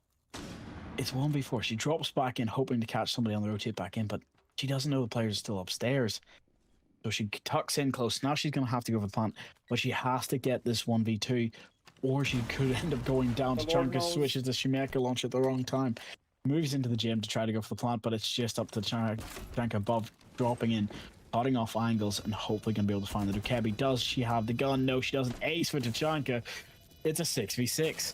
And that means we're in overtime. My lord, if anybody in the game who doubted Tachanka, guess what? He can make a clutch, and he can. I mean, it's not a clutch exactly because Melusi was available, but the ace with that LMG. Good God, and thank God I didn't speak much. We are in overtime after all, ladies and gentlemen, as I expected the map of Lair to be in. And now, GODSQUAD and Counterplay, they are on equal grounds, at least for now, because GODSQUAD does have a map in their pocket, but still, Counterplay does have a chance to fight back. And chances are very high they're not going to let that slide that easily. Or if even, if I may, with that in equation, GODSQUAD will be on attack again. I believe, I don't know if they chose overtime sides. I don't know if that's a thing even now. Back in the days, it used to be. They did. But they chose overtime sides. I just had to quickly check, and this is what it's set to. This was their decision. They wanted to go counterplay defense first. So they must have had some idea of the future. They must have been understanding that, hey, if we do go to overtime, we'll be stronger going on top floor again. Because they did win it the last time. But it was close. It did come down to an Asami versus an Ash, pistol in hand. So it's one of those contests where you do not want to go for the challenge directly, but with the way the bands are set up, it's their friend for now. Tachanka's still on the table. They can get this and take it to 7-6 and then go all the way to 8-6 and then take us to map 3. But it's still undetermined. Again, it's never over until Gridlock starts singing, and it's never over till Maldi starts complaining. One of the more important factors... Oh, exactly. But one of the more important factors is about this try to push down. How do they take the side? How do they make something different come of this? Because last time, they got pinched from behind, and that wasn't ideal for them. Well, I guess it's not going to be ideal for the attackers even now, as Pulsar is going to be the person who's going to go down instantaneously, as Tachanka is going to be topping a ha in the chat. As a Lord last, it's pretty much guaranteed that you're going to be having an advantage. But I just realized something, that Kevich played Tachanka the last time. It's going to be Oos this time, so that's an indication how flexible they are and how did that mirror window survive? Question mark. Anywho, so Mont is going to be pretty somewhat low on HP, and Azami is playing the exact same setup, and I kind of like it actually at this point, because I believe that eventually down the line, I see myself playing this setup as Azami, putting up this fortress of my own. And oh my lord, Azami, you're playing with fire, buddy, but you're the master here, as fire is a good slave, but not the best master. And now, the attackers, they have map control, but guess what? They'll have to invest some players below to flush out that Azami from possibly from the table. But even then, it's going to be a challenging one, as the Monty will be stunned, but that's not going to be too much of a issue here, as I was expecting that to happen, as Buck is trying to find the Azami. Will be able to find the players, but will take some damage. Azami will take some as well, as the vertical fight will be going off. But mind you, Adidio is pretty good on verticals as well, so Rixian cannot take this easily. He cannot relax while taking this, even with the skeleton key in his hand. So much time has been burned, and Azami is just waiting for the Buck to fall back, as he will reclaim his fortress again. And now, that an equation, the attackers need to take control of the operational side. And guess what? There's a flank from the Wamai with the AUG as well. And now the attackers, they just left themselves scratching their heads. You're right about that, but that's one of the more important factors of this. It's just coming down to whether it's worth the challenge, whether it's worth trying to go for the bait and push the player out of sorts. But now, as you can see, 3v5, they're so close. But Godspeed is being held back. Monty is being tagged and burned out of position. So he can't even be reckless enough to go for the challenge. He can't even go for the push to go for the kill. Asami watching the angles, so almost loses her head quickly with the shots from below. But it's still not quite enough.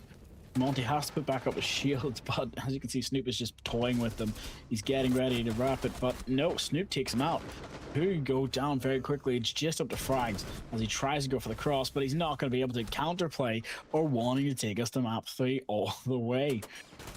And this is overtime match point. This is their first time having the advantage. We have high hopes going. They've said it. Bans are being restored. And this is the moment to see whether all this time, whether they've made the right choice or the wrong one, whether they've been able to get it out or get it on. Because a best of 3 shows the best these teams can be. Lab support, we're at the lab again. So do they pick the same lineup or do they try to cut it out? Because they've won downstairs convincingly every time with God Squad. I believe they understand that as well. That's why they're going for the objective, to keep themselves alive, understanding that they need to keep, like, they'll have to go for attack regardless. If they want to keep themselves on this map, we'll have to take this one first. For now, it is a little bit of a difficult call from my side, because how do I put it? It feels like that they're kind of choking, if I want to be a little bit more brutal about it. I'm not saying it in a bad way, but God Squad, they have been an amazing squad on the previous map, and they have been an amazing squad in this game as well, but counterplay, they are just making sure that they're getting the nerves of the opposition. For example, the Swan Peaks, and even at times, they're just pincing them to positions where they're uncomfortable. God Squad. They are again. I'm not in no world I'm gonna say that they're struggling here whatsoever, but it just feels like a counterplay. They are a completely different roster what we have seen on the first map, and that's actually a good thing from their side. God Squad, they have met their rivals here. They have met their matches here, and now they'll have to play like that. They cannot let the breathing zones fade away. That okay, they're the same teams who have played against them on bank.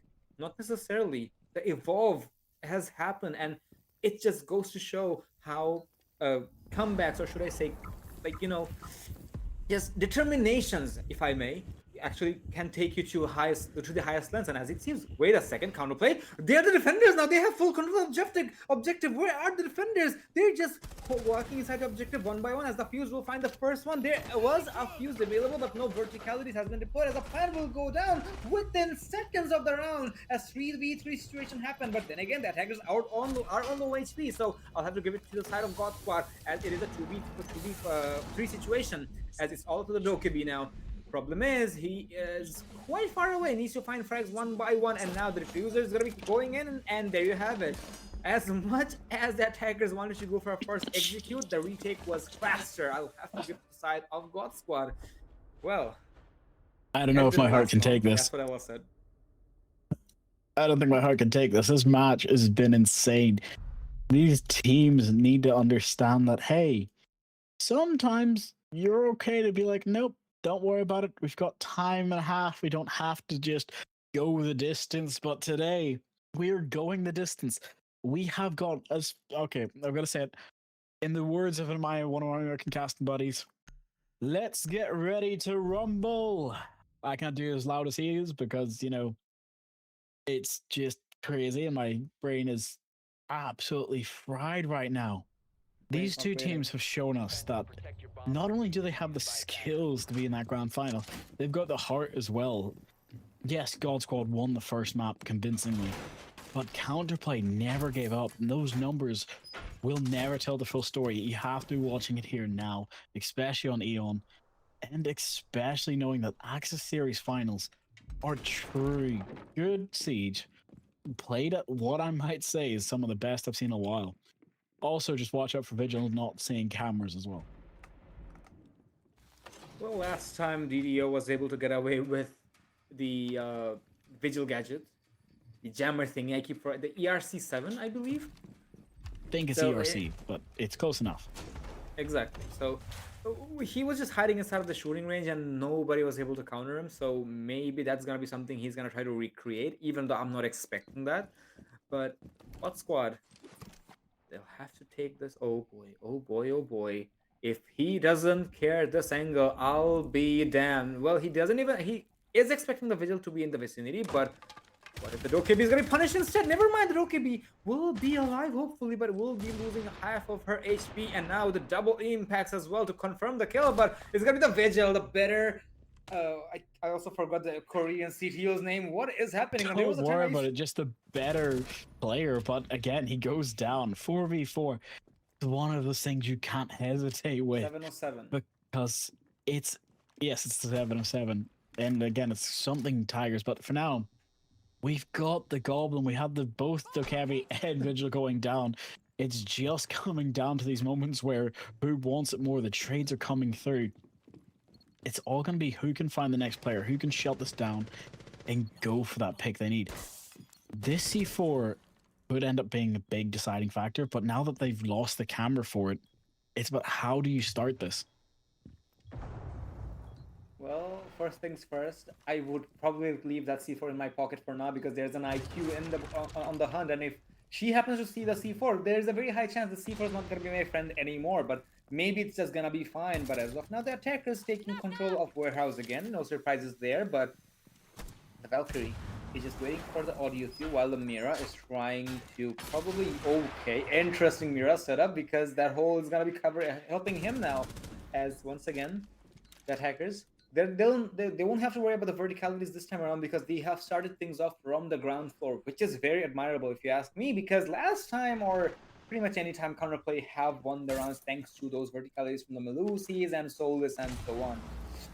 This time, the attackers, they have control of the lab support area, but I guess they're not going to be having the best of it because Valkyrie is going to be able to take off one of the players off the board. Very low on HP though, but still alive, and the MPX is still going to be up and running. Jackal walking into the distance. The timing is going to be a problem as the Mira is not aware of this positioning. Free fires will be coming in from the Ash, and slowly but surely they are taking good amount of map control as the Jackal might be the biggest trump card here because Mira, if he lets go of this position and if the Jackal finds a perfect timing, that's gonna be a problem. The drone has not been taken out, so Mira is technically stuck in an island as the Ash just dives in, but somehow the Mira wins the gunfight. Interesting to say the very least, and now the attackers, they are struggling, they are having a very hard time, and there you have it. This is Hibana versus the world 1v3 as he will be able to find the first one, needs to go for the second, needs to go through the fire, but he's burning alive and he is cooked by Kevich as well. As ladies and gentlemen, we will need the map of Shelly after all. These players just do not know when to give up and do not know when to surrender as they will push it to 8-4 counterplay. What a game. Good God. As we head to map 3, I'm not sure what to say with that. That kind of like broke my brain. It was good siege. I can tell you everything that happened analytically, like logically. I cannot tell you where the skill, where the heart, where the soul of that came from. Because if that's the same team we've seen on map 1, map 3 is going to have to be everyone going gas, gas, gas. And on a map like Chalet, that's exciting to see. No questions asked, actually. And as I said, Shallow is a map where you have to play as a team, and that map does reward you to be a better team overall. So I kind of believe that it's probably gonna be a indication which team is actually better. I mean, in the end, people may say that hey, God Squad did push it to overtime and they went to maximum overtime, so people may pretty much vouch for them, and rightfully so. But at the same time, it might be the side of I forgot the team name again. Counterplay. They deserve Counterplay. your respect now.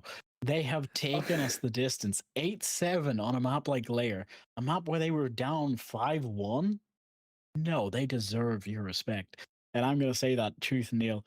As we head into a quick break before we go on to the map of Chalet, fair play to both teams. No matter who wins this, you both deserve. This is a pseudo grand final to me. Absolutely.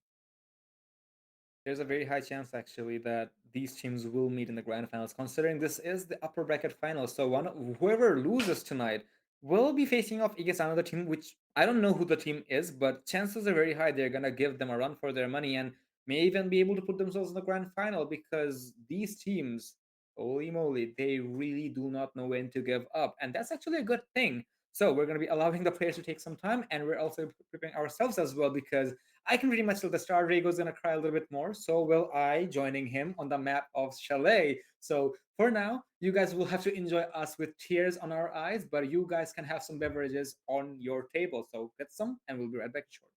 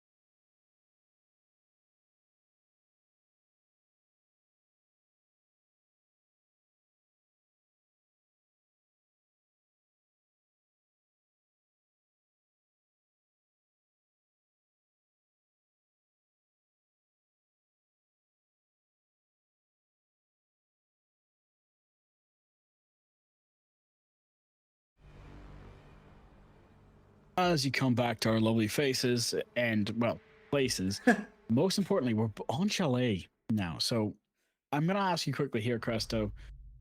How do you want to handle the ban system for this? Because I like to get rid of all hard breaches on this map. How do you do it? I'd probably keep Maverick or maybe let them have a Hibana just in case because I'd rather go for a Blackbeard because they have been playing Blackbeard. Other teams, basically. Or maybe Blitz, that also works. And then maybe nullify them to having at least maybe one dedicated hard breacher. But then again, there's a chance they're just going to use the can opener. So this is just something which may not have a lot of impact. So that's just there. But anywho, I'm expecting a Mira ban as well from the side of counterplay, unless they don't. Is it? Never mind, never mind. It's gonna be Blackbeard after all. And a Warden. We are definitely we do definitely see Ying having a party, and yeah, there you have it. Interesting. So moving Blackbeard, Blitz, Ying, Warden. Yes, there's 3 other shields you can still pick on the attack. So they don't really have to be too distraught. But Grim, Twitch, Ying, Fuse, and good luck. Yes, they have cyclic on the attack. Mirror, Legion, Wamai, defense, and Attackers then need to locate and defuse you have bombs. Frost and Jaeger. So they're not even worried about, hey, they're going to get into the building somehow. They're like, all right, let them in.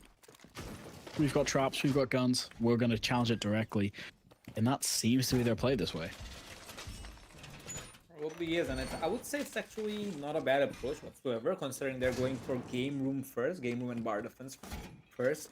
And that's also an indication they're going to be utilizing the Mira window to its fullest, because flushing out a player inside of blue stairs and then going for the objective, it's quite a difficult task, considering the fact that you will definitely have players inside of library, and there will also be players inside of game room playing underneath the library. So the attacker, the defenders, they just want to make sure that they have proper utilization of all the operators, because on this objective in particular, even though with the window in action, it's still quite difficult to go for a complete take on the objective, because you still need to invest some form of utilities onto K9 and whatever not, because that's exactly how the attackers will, the defenders will burn time. Yeah, they could have probably brought out a Nazami and it could have been a better value for them if it was available, but sadly it has been banned out. And now the attackers, wait a second, they're taking this way too slow. They're tiptoeing outside the objective. Are they going in for an FBI open up? Probably. It looks like the case it. after all, because they will just dive in with the shield, and there you have it. They're just gonna take a complete train wreck over here with them, and now they have kind of a semi-decent objective control, as there will be some retaliation from Kerv, but there you have the Ying shotgun does come in, and now the plan can also go down, but the defenders, instead of mezzanine, they're going to be trying to contest that. But I think this is an amazing execution of the attacking side. They indeed were confident with their FBI open up, but guess what? The defenders were way more confident, and well, this is not something they were expecting. Did they not call it out that the Jaeger was above? The hatch control switched at the last second. They had top floor just with guns crossed. They had downstairs completely controlled. And then at 2 seconds, Pulsar goes down and they have to immediately get refragged continuously, painfully, I might add. It's kind of like going to the dentist getting your teeth pulled, because that wasn't gentle. There was no anesthetic Not for at this. all. Yeah, but that's one of the things you have to remember about this map. Top floor control can change so quickly because of those rotates, because one person wins a gunfight and it just works. But again, that's just one or the other. It comes from how well can you play it versus how well can your opponent change it. And as you go to kitchen now for the side of God Squad, I'm hoping to see that top floor control come into proper use, but I'm also hoping to see a proper challenge of taking the first floor site, because kitchen is one of the few sites where if they don't have top floor control, you actually do have a few safe places to plant. But, you know, it does matter because this is Chalet. Chalet is built around the idea of you got to hold the top floor and the first floor if you're going to try to do anything. Couldn't agree more. And now probably they're gonna be trying that as well, but maybe they're also gonna be having another pocket strategy for FBI open up. But guess what? It did not quite work out as you expected it to be. And now with that equation, spawn pick attempt, but nice try. Snoop is gonna be Snoop dogging him as he will be putting him onto sleep. And there you have it. That is your Jaeger off the board, but still, the God Squad still a decent control, or should I say, manpower available to them. But the attackers, I want to know how they want to take hold of this objective. Offense will be coming in towards the Legion, but will not take any damage. It was expected, but verticality here is definitely the name of the game. I do see shotgun operators on their side, but definitely not the sort of shotguns you want to have when it comes to putting someone on dedicated verticality. Maybe the super shotty would have been something, but the bailiff, well, I cannot say for that because that shotgun, yeah, it has extractability, but it's technically a handgun which does the same job. And now, attackers, they are gonna be having some confirmation. There are players, but guess what? It's gonna be maybe it was gravity for a second I thought, but never mind. It's gonna be Snoop taken out by Rixian, and 4v4 situation. They are gonna be diving in, but do they have trophy control? That's what I wanna know. Well, at the moment, it looks like they don't. They're just trying to get their way into that upstairs quad. But here's the bigger problem. When you try to take trophy and you try to take the trophy staircase, it does actually work out to, hey, Solarium's difficult to hold when there's a player smoking it off, and that's it. 2 quick picks, changing it from a 4v4 to a 4v2. Losing both your Jaeger and Solus is not ideal, and when smoke just hot drops like that, Frag's better, SMG-11 and hand shotgun as well. Not ideal when you're trying to take a site, but a 3v2, it's still winnable for the side of God Squad. And if smoke goes down, that odd keeps going up. Pulse just getting the pick that was needed.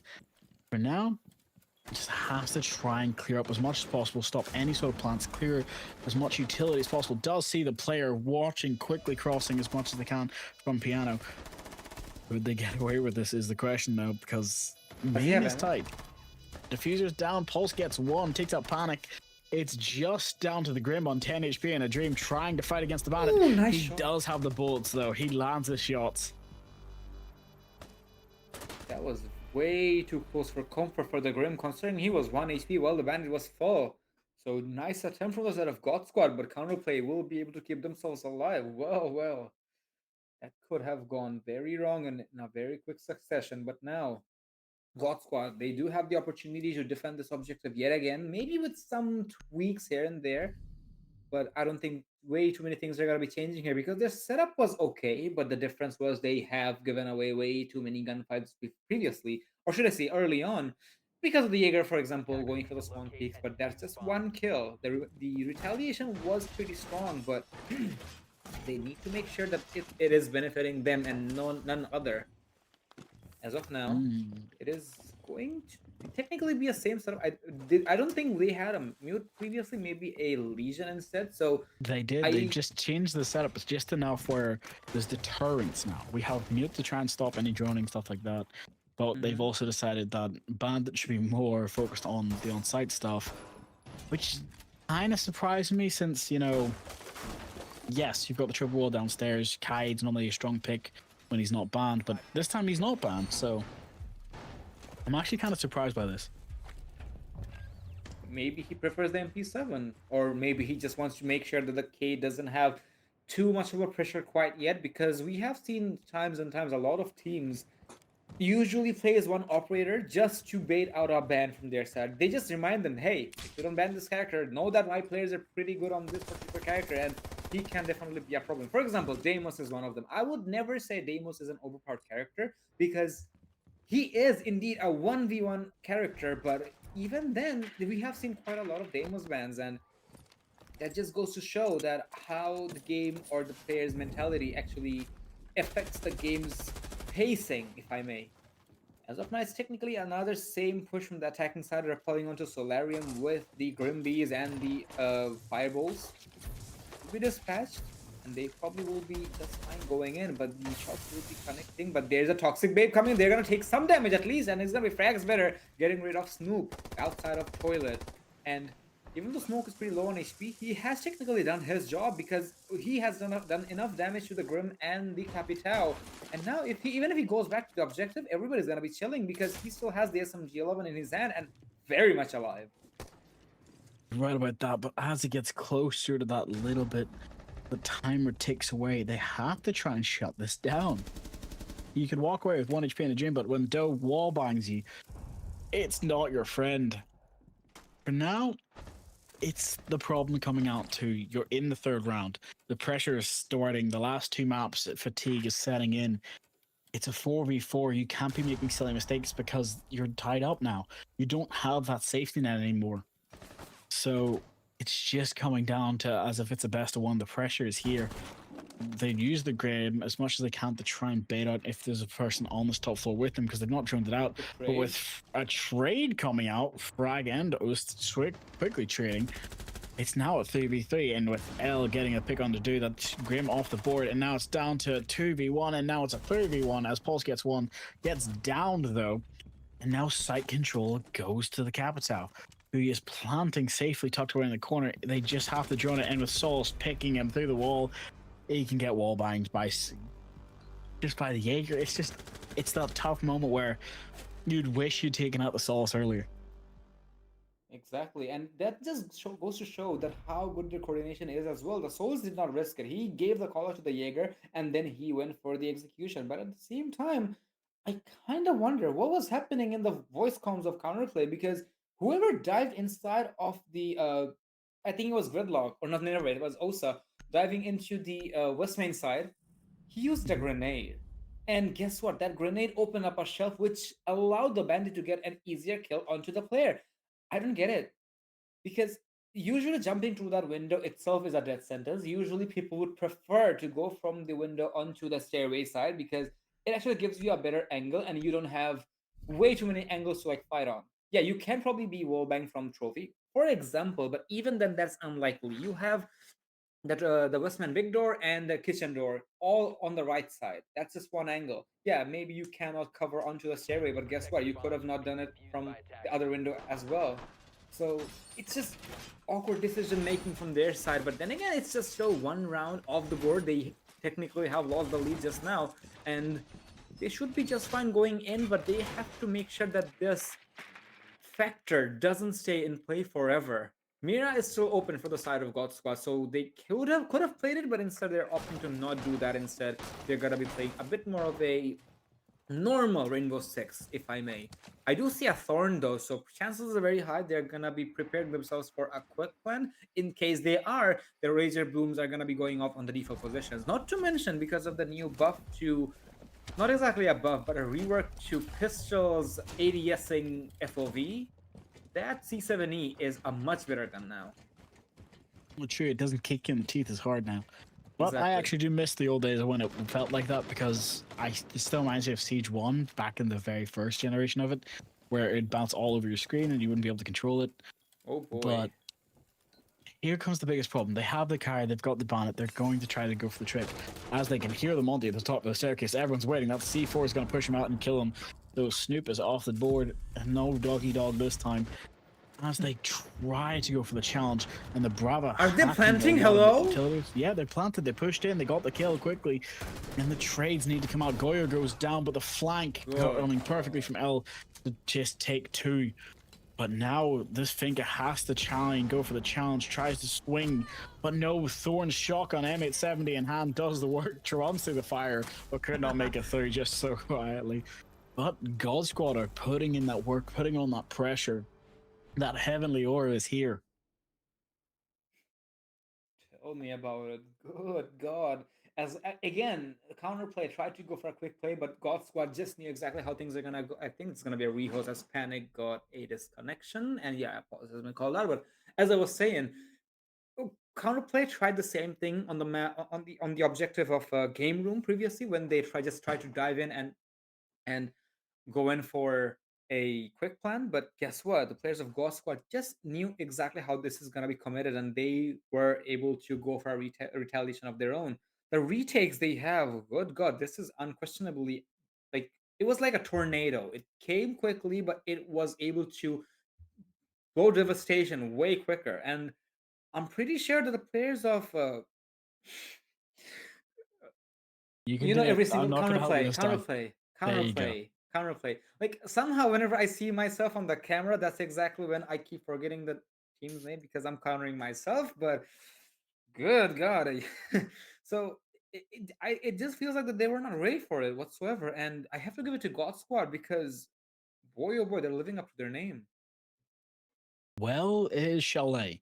which I did say statistically, if we had a look at the teams, you'd see that that was one of their lesser played maps. Like they're not the best on it, if not one of their worst maps.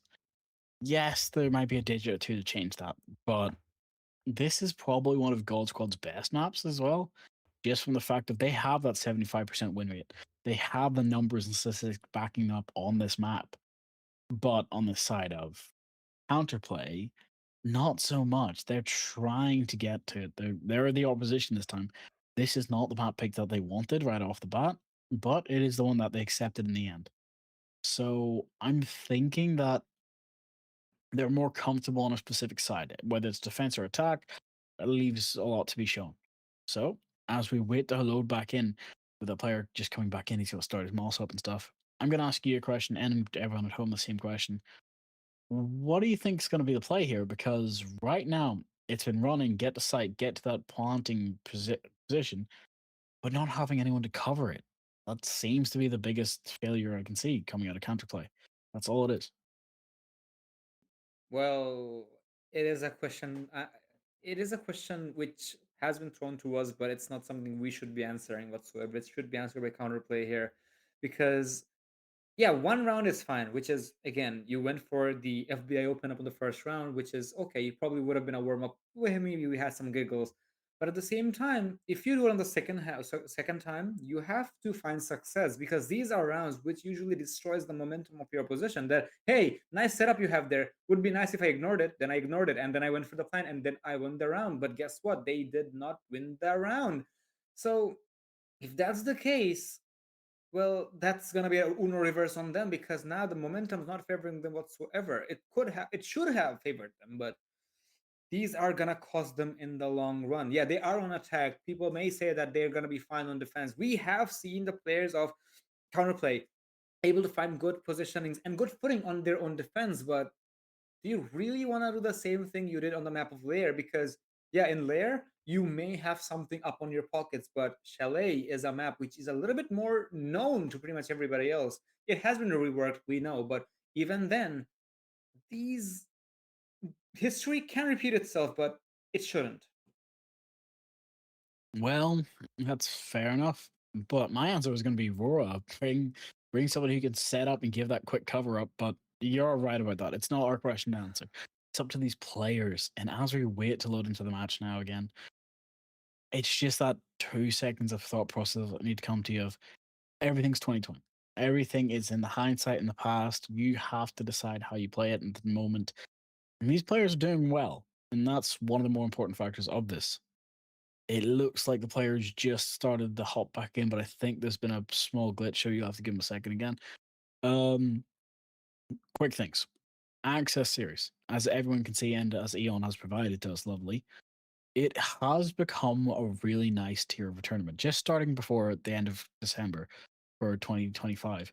And now as we go into it, it's those moments that, hey, you have a proper fight in your hands, and you're getting to see some really good siege out of it. More so than I can say at some pro leagues, but we don't mention that because, as everyone is watching, we have the Six Invitational coming up. We have the last chance qualifiers coming through as well. So be excited for those. Be excited for this. And it looks like we'll be going to a quick rehost. So we'll go to our break. We'll catch you in a second.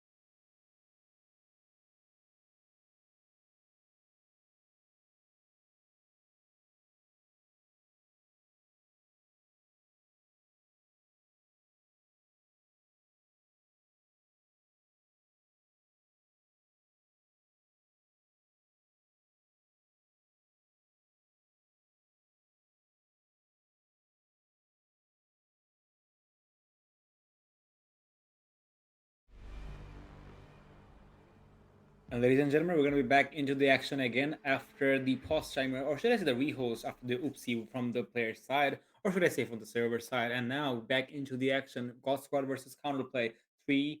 And now we're actually just one round away from. Wait a second. Shouldn't we have the third bans as well? Maybe I missed something. Yeah, right. Okay, so I forgot. Probably it was Azami. Well, I forgot. Never mind. So that's something the players will definitely remember, and they can definitely carry on with that. Sorry for not paying attention because, well, we're all hungry. And at the same time, Star Drago, I also went to grab probably a sandwich or something because he was supposed to visit someplace. But well, this game is just way too hyped up, and it deserves to be as well. So our guy is sacrificing. So you better show him the love as well, ladies and gentlemen. As Solus and who was it? Grim. No, Is Solus and Grim. I just okay. scroll back and find it. No Come back. Solus and Grim. If we see it, we call it out, and then we have to stop again and do it all over again. Please no. But that's the most important factor. Because of how we're seeing from this team's playstyles, having those operators be removed, as well as having the endurance now set in and that tiredness and the slowdown that rehost caused, these teams aren't going to want to fight. They're going to want to try and put this away as quickly as they can till their tanks are empty. They tried to get the victory. They want to go to that grand finals. Yes, we could see them there as well, but there's also a chance we don't. They're against a really good team. And for anyone who doesn't know, the team is Valford. Valford has been in this industry for a long time as a tier 3, tier 2 team. And right now, with shots like that, they're going to have to fight against God Squad a second time. This headshot percentage is going to be insane when I do the math later on. But for now, it's just all coming down to their skills alone. We're 4v5.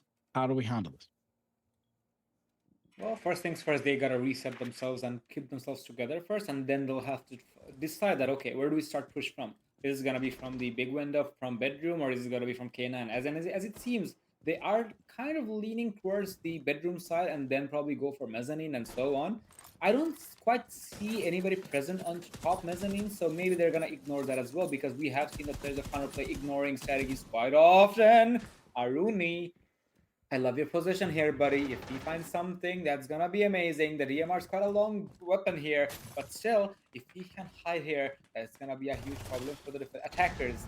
And that's definitely gonna be creating some rages in the chat, as Deimos will be taking some damage to the wall bangs of the Jaeger, but not quite something he needs to worry about. But they need to worry about is the time and the man disadvantage. They still have to find proper map control. They have bedroom, but guess what? That doesn't get any resolution whatsoever. You have to take control of library first, or maybe at least blue stairs at the very bare minimum.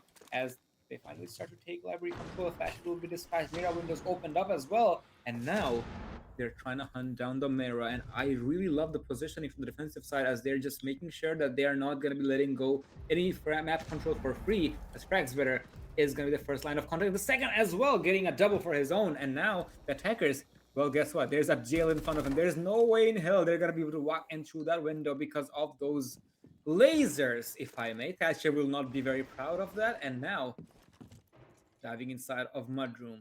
Hibana, pretty far away onto the K9 window, but the problem is, that's not gonna find any form of values whatsoever. He needs to be with Buck at the very moment to make sure that they are gonna be able to take some form of retaliation, or sorry, my map control onto the basement, or maybe towards blue stairs. 22 seconds left on the clock, and the Aruni is still at large. Where do you go with this? You'll be tagged and you'll be killed, and it's all up to the Hibana in the middle of the mezzanine, and there you have it. It's gonna be Elemenus, I think, able to get rid of him as well. As the players of God Squad, able to keep it rolling, and I guess history is gonna repeat itself after all. We have seen 5-1. 3 back-to-back 5-1s. And then the comeback, though, in the second one was even more terrifying. So we're just going to have to see whether or not this is how it's going to work.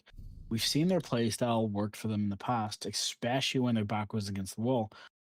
But whether this is strategy or going to be luck or fighting it, 4-1. They need that 4-2 split because on a map like Chalet, which is defensive favorite like the game, this is one of the more ones where everyone can say, honestly, yeah, if you got a good squad, you can just win defense the entire way and then take the attacking round. But this is one of the moments where you can see it, we can see it. The lineups are set. They've got the Jaeger, they've got the Bandit, they've got the Legion, they've got the Vigil, and they've got the Mute. Yes, the opponents have the 6-pick, but they understand just as much as we do that trying to take upstairs is a very dangerous affair because, again, good aim, no brain works wonders on Siege. For now, though, let's hope they've asked Santa for a good Christmas present because there's always a chance that we get to see the run in, we get to see the Deimos track and hunt. Out to defuse a It's bomb. all going to come down to this moment in time. Yeah, Grim was supposed to be banned as well. They've got to execute. Or no gun, I guess, but execute time. Well, Okay, he says he's not going to use the skill. Normally that's just a rehost, but I think everyone is quite tired with that at the moment, so it looks like it's up to the admins to decide this for now. If players play it out, it's fine. But at the moment we catch the ability being used, we gotta call them out for it. For now, well, I'm keeping an eye out on the Grimbees. Actually, it has to stay on 5 the entire round. But for now, as it seems, the Deimos is the first one to go down, and well, it's not even gonna be the case after all. There you have it. The Grim is taken out, so the defenders can chill. And now 4v3 situation, and as it seems, attackers, they simply cannot chill whatsoever, as they have no map control and no man advantage whatsoever. They'll have to take it head on. Caster, out of mezzanine, trying to find something, but the problem is the players have fallen back to safety. Finally, it's gonna be the Thermite able to find something, but Thatcher will be taken out instantaneously. So I gotta admit, I did say that God Squad are insanely good when it comes to refrag potential and sometimes even just taking the fight head on. So I guess they're just gonna find consistency in that regardless of the situation. And now 2v3, the diffuser is in his hand, but problem is you can't just commit the objective whatsoever. The advantage will be tagged up significantly. We'll be switching to the pistol, the Thermite, but I don't think he's feeling the confidence here. Well, the glass is also taking a lot of damage here, and now, not a lot actually, a little of damage here, and now, problem is, he's just gonna make a run for it through outside of the objective, and he still finds the kill! How does he manage this? I have no clue, Snoop! Yeah, you will find the kill, guess what? It doesn't even matter, you have 1 minute from the clock with half HP, but everybody knows exactly where you are, and now you are back on the drawing board, as you have to go to another barricade and make some noise, and then go for the clutch. It's not gonna be easy. It's not gonna be impossible though, but still, Mute knows exactly They where gotta look his for kills target's as gonna well. be.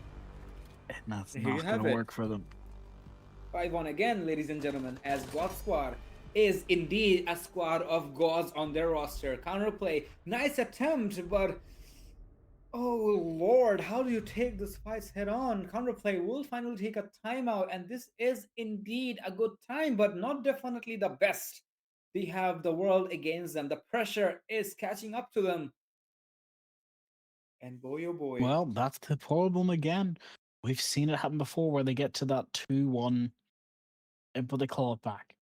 So either we go to OT or they go for victory.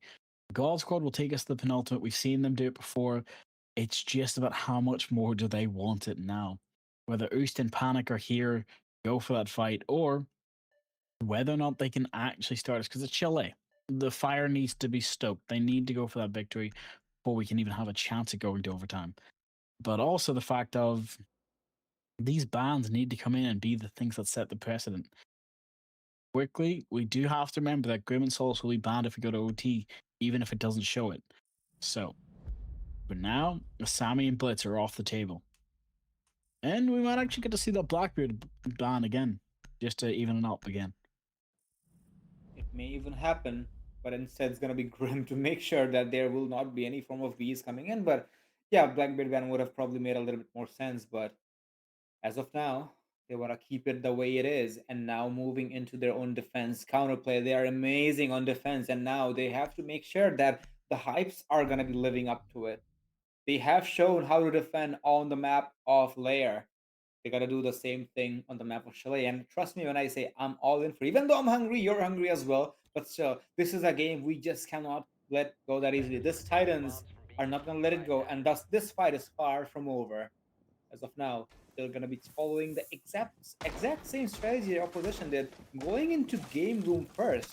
Well, a little bit of a unique approach, if I may say, because I'm pretty sure that last time when we were here on the first round, that is, we saw a Denari probably. Instead, we're gonna be seeing Mm-hmm. a Ella.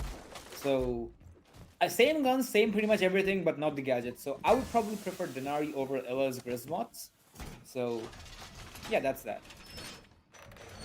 Well, you might be right about that, but it's those times where that fast rating gun might just be all the difference maker that they need. 5-1 is interesting because of the fact that the pressure's lifted off of your team. But as we've seen before, mistakes can be made.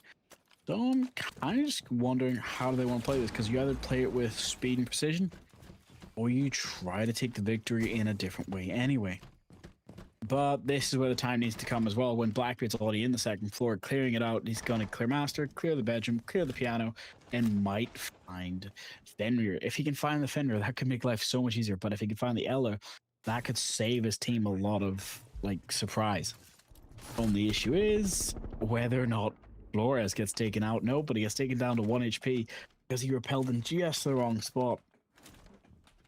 Now, they do have a lot of freedom. The drone's coming out. Whether or not it's spotted Ella or not is going to be the question of the day. Ella comes up peeking close. Blackbeard should have heard the footsteps, but it might have just been covered because of the FNAT mine.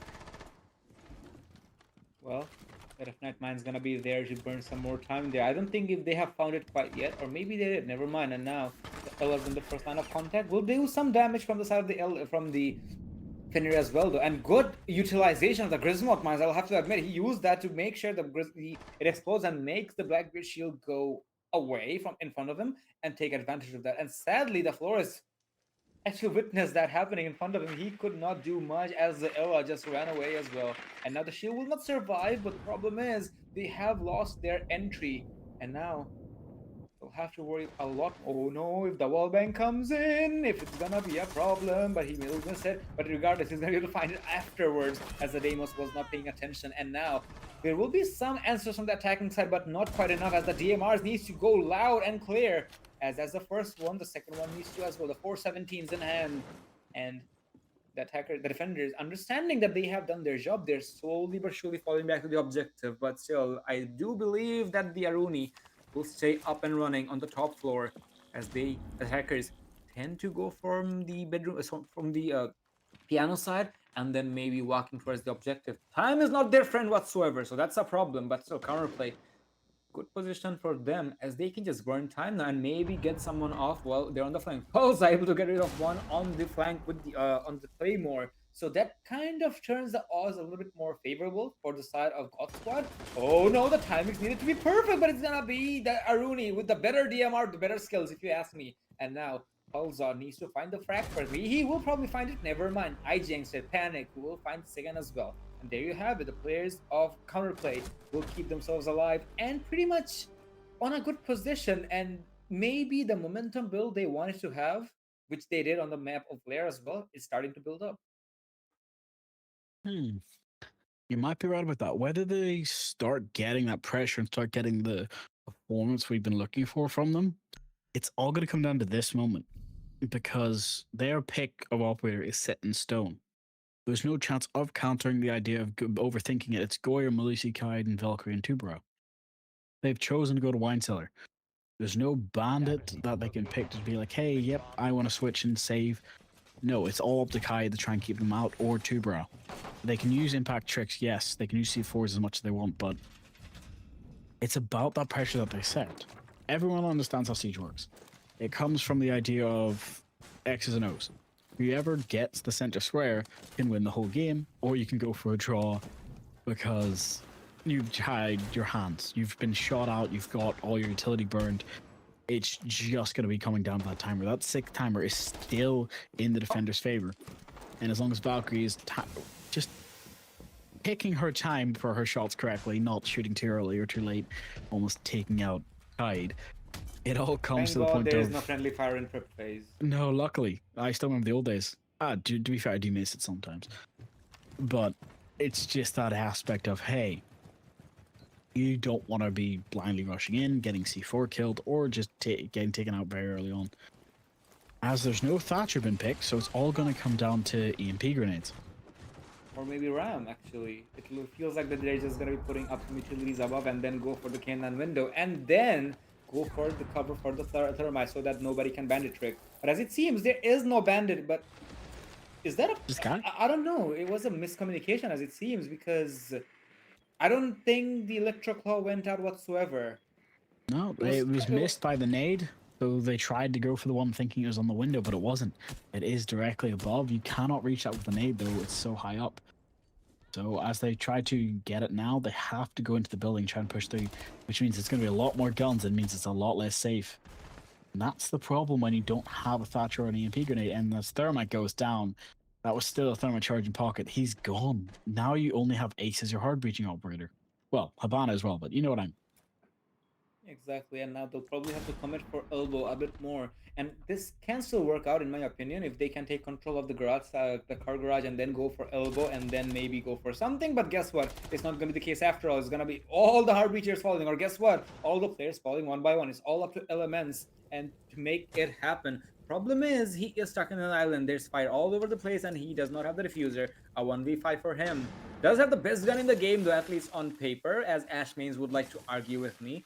But still, as the 2-bar owls will be slowing him down, it's gonna be quite a lot Wow. of a trouble for him because it feels like he's trying to find frags, but well, we'll also be able to find a C4. That's good, but that's just some burning. I would say it's just burning some time here. Counterplay, they have played it perfectly, and looks like they're gonna be able to find success after all. But Elements able to find one, but will not be allowed anymore as Goyo will shut him down. And I guess the momentum build-up has started after all. I may even see overtime on this map. Did I just jinx it? Yes, you did. So we will go to overtime. We will go to maps 6, 7, and 8 today. But the most important factor is everyone at home, please get some food, keep yourself hydrated, and understand that as we get from 5-3 to 5-4 to 5-5, the distance of what you're seeing is going to come down to the tactical nuances of this match. Two-Barrel, Smoke, Castle, Bandit, Fender going to Kitchen versus an Ash with a six-pick and her team means that this is about to come lore accurate very quickly. R4C, great gun, as you said. I wouldn't say it's my favorite. I'd still give that to the AK or to the MP7. I agree as well. But it's those moments where you have to feel confident in your gun. Yes, she took away a flawless round, which is much better because it's good for morale. Get your pick and keep going forward. But as you've seen from this team, it's just about how quickly can they get running. Counterplay have started. Once they got to that 5-1, they realized, hey, yeah, it's our time. Let's just start, go. And they put it 0 to 60. The issue is whether or not Counterplay can trip them up, like they did in map 1. All coming down to this. They need 2 rounds to take it, and the last 2 both went to counter. So, GODSQUAD, take the 2 rounds, or counter will take the match, equalize, and go for the victory. As the spawn peak does come out, barely missing over the edge, almost catches Twitch, but not so close. Barely missing the shot for now. Attackers, they have a pretty solid foundation at the moment, as it seems. They're just going to be able to get rid of some utilities, and now they probably will be going for the verticalities. And I don't know, I have seen some players on the top floor onto the bedroom side, but it's not as frightening as it used to be. Yeah, there is a castle available, so that's going to be a problem for the attackers, but I don't think that's going to be something which is going to leave them scratching their heads, at least for the time being. Oh, the bandit, the timing could have been so much more precious. Sometimes you just gotta shoot through the walls and you're just gonna get lucky. Because trust me, I have in my ranked games, and now bandit was exactly what's happening here. He could have C4'd that window as well to get a free frag, but I guess he just wants to make sure that he will get the frag regardless of the circumstances. And now you see the barricade is going to be taken out. Fragsbetter is going to be able to get rid of Oost here, and now the attackers, a good opening for them, but they have to live up to it. And as it seems, they have control of office if they open up the barricade, because the 2-barrel's a little far away into piano, into jungle side.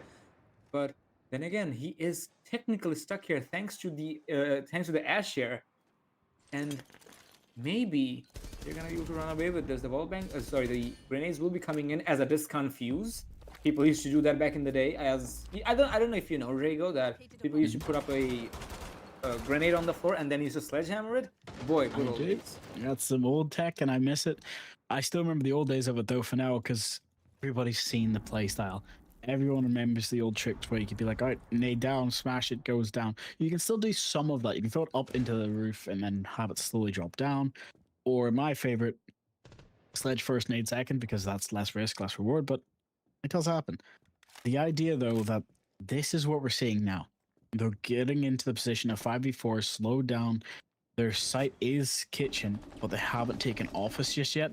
Means that their direct plan for going straight off the bat, using two brow, but keeping him out of position by using that Dane bus upstairs, is so close to being perfect for this. But as you can see, with Ash getting the trade quickly on the person trying to retreat, two brow is gone. He can no longer interfere. It's just up to this Fenrir, and he gets taken out quickly as well.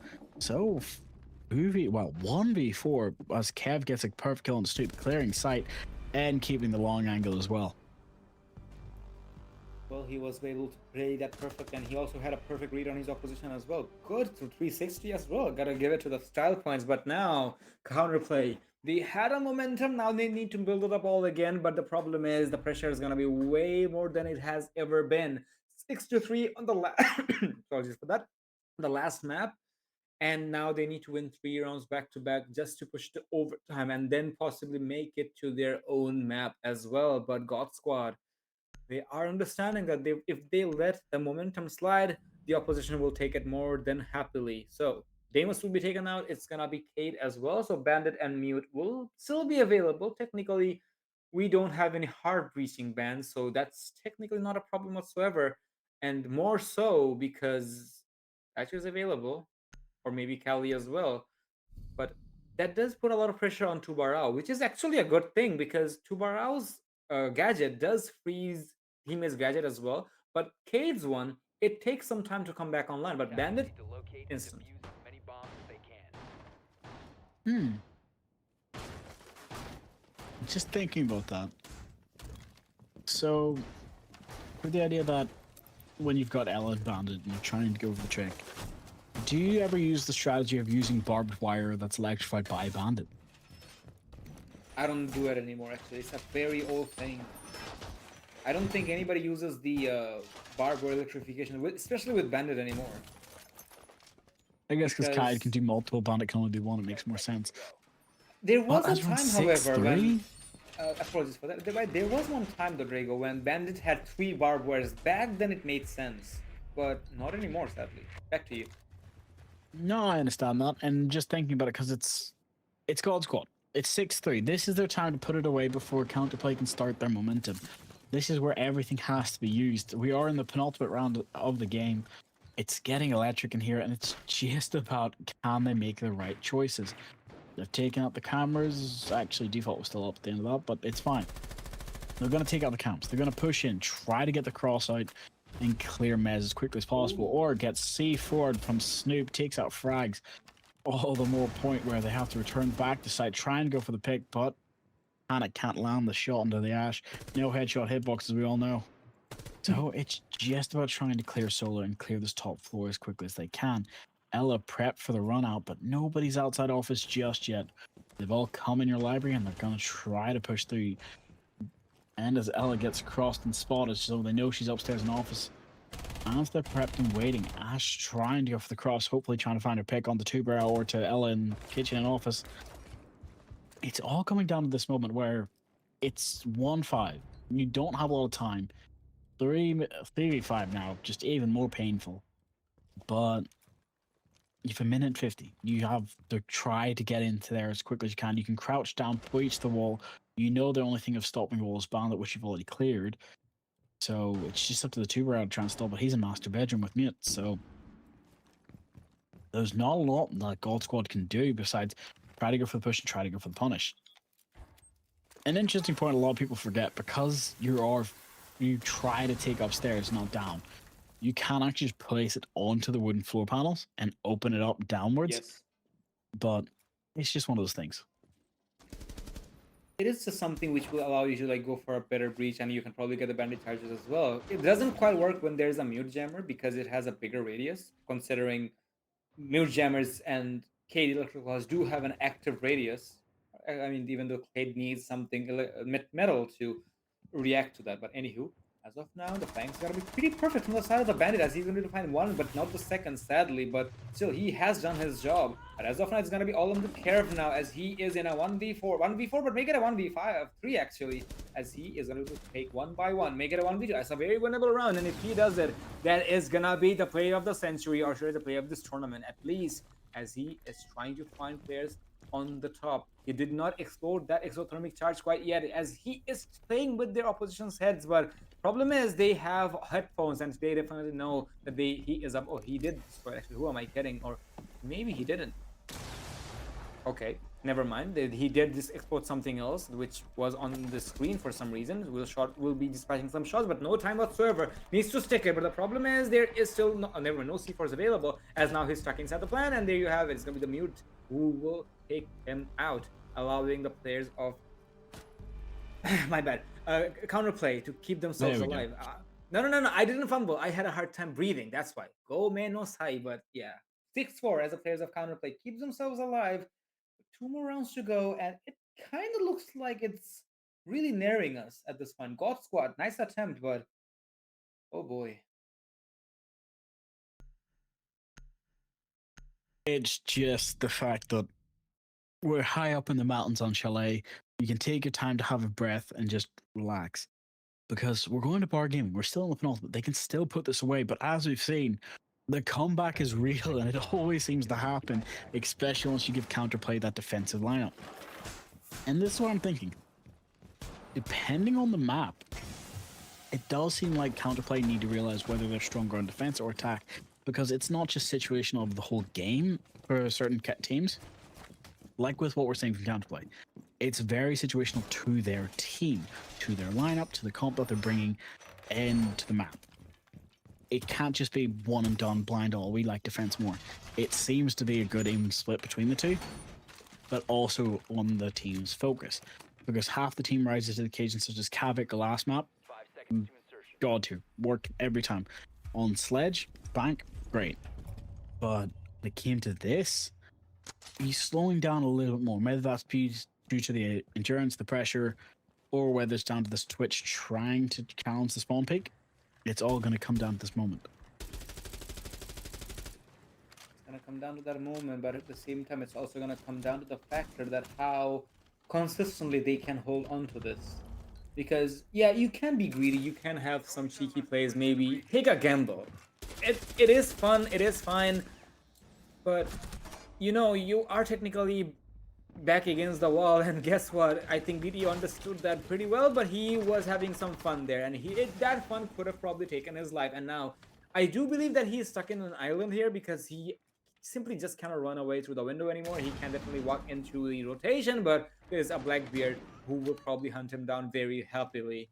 And as it seems, things are gonna get really messy here, as that grenade will also be dispatched. I think it's gonna be a kill as well. Yeah, there you go. It's gonna be the case after all. And now the Fenrir is all by himself. Needs to make a run for it. The problem is there's just way too many players to go for, and he is still taking the fight. The bravery has to be admired, but that is way too bold for his own comfort. Kavich able to find one to make his team a bit more comfortable, but he has also taken some damage. This is not looking good for the defenders. They have to keep themselves calm. Situations are not favorable whatsoever, as a Blackbeard understands that there is someone inside of library. Maybe some more than someone, but for now, he is the primary target for the defenders, as piano control has completely been given away to the attackers. You're right about that, but there's something that you've got to think about a little bit more. It's that Pulsar's just landing shots now, but it's a 3v4. And they're in that 6th round. They're in that penultimate round where they can get it away. Otherwise, they're expecting to go the distance. And with Panic coming back, taking that pulse, Brixton has to answer with Snoop. And that's right. But it's all about these moments as they're holding in library and holding in gallery, trying to set up what they can. But with Rixon coming and pushing, he's just going to try and put it away now, which is the exact thing to do. It's down to the Warden. He is the last one standing for this team. We've seen Kavik do it before, going for the ace clutch. Now it's just the 3K, so it's still winnable. 30 seconds left. Timer's on his side. You gotta stay alive and also take out a Blackbeard. So, not an ideal situation, but again, when you've got the fancy glasses, It's all just about the timing. He hears the Blackbeard close, gets the swing, Nice gets the kill shot. as well. It's a 2v1 now. He's got a double kill already. It'll have to be at 4K to end this. He's just edging out in the round. He takes Okay. one more. Rixon goes down. That's your playmaker gone. Diffuser was on Blackbeard's body. So now he just has to stay alive and try to go for this kill. He's hiding from an ace. But he's just got to back out and try to run away, stay alive. But it's no time. He's going to have to go for the swing. He clutches it up again. That sixth defender, that timer takes it 6-5. Kavich, my lord, what was that play? A 1v3 from that Warden. He played it safe, he played it smart, and he made sure that his team will not let it go. And that round should solidify a lot of momentum for them going for overtime, because it was a 1v3. The Warden was allowed to have 1v1s, and not to mention he was not full HP while the rest of his oppositions were. This was not supposed to happen, but it happened, ladies and gentlemen. And if you are a supporter of counterplay, it is a time to rejoice, but not to celebrate quite yet. The battle is far from over, and we might even be looking down into overtime. GODSQUAD, really nice attempt, but they just fell short in finding that one particular player. And now he is definitely on top of the world, but you gotta control it. One more round to go, then you can probably have the same advantage as your opposition, because you have one map, your opposition has one map. Now it's all down to the wire for one round where you can make it into double. And now the pressure is definitely unspeakable for them. But the players are keeping themselves alive, and I mean, truth be told, both of these teams have honestly declared and proven that they deserve to be here, and they definitely deserve to play the grand finals. And if they do, trust me, it's going to be a heck of a gameplay. And oh lord, I just wonder what's going to happen in the grand finals. Well, if in the grand finals, it's going to be whoever does the most VOD reviews, research, and go for that victory. But as you can see here, Monty's ready to go for sight. He knows sight is clear. He's not even going to fear it. But now it's just about that slow look, being able to challenge what he thinks is there when he doesn't know. Because again, there's one on wine cellar and everybody else is roaming. They've droned it out.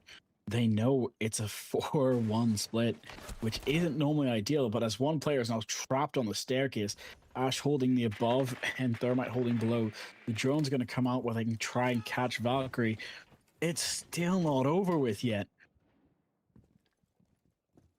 It's never over till... I've got to wait and see because it's so close. Oost is trying to stay alive. Snoop is there in kitchen trying to assist, but if they're caught out, it could all go horribly wrong. Probably will be as well. He is double doubting himself. He needs to go for the C4 to find the kill, but he missed the C4 as it seems. And looks like, wait a second, he's gonna make a run for it, and he's gonna be able to find success as well somehow. I don't get it, but somehow this is not the Valkyrie we were expecting to see, but it is gonna be able to keep himself alive. And now falling back onto kitchen, but will not survive probably. Oh, never mind, the hatch is open. That's such a good strategy. That is such a good position as well. And now the Nomad is also going to be taking some damage from the distance. And defenders, as they have a 5-player alive and no play, I mean, they have not gotten any kills either. It's gonna be a huge massacre on this objective as the attackers make their way to the objective. There's still one roamer though inside of bar area, so wonder how that's gonna go.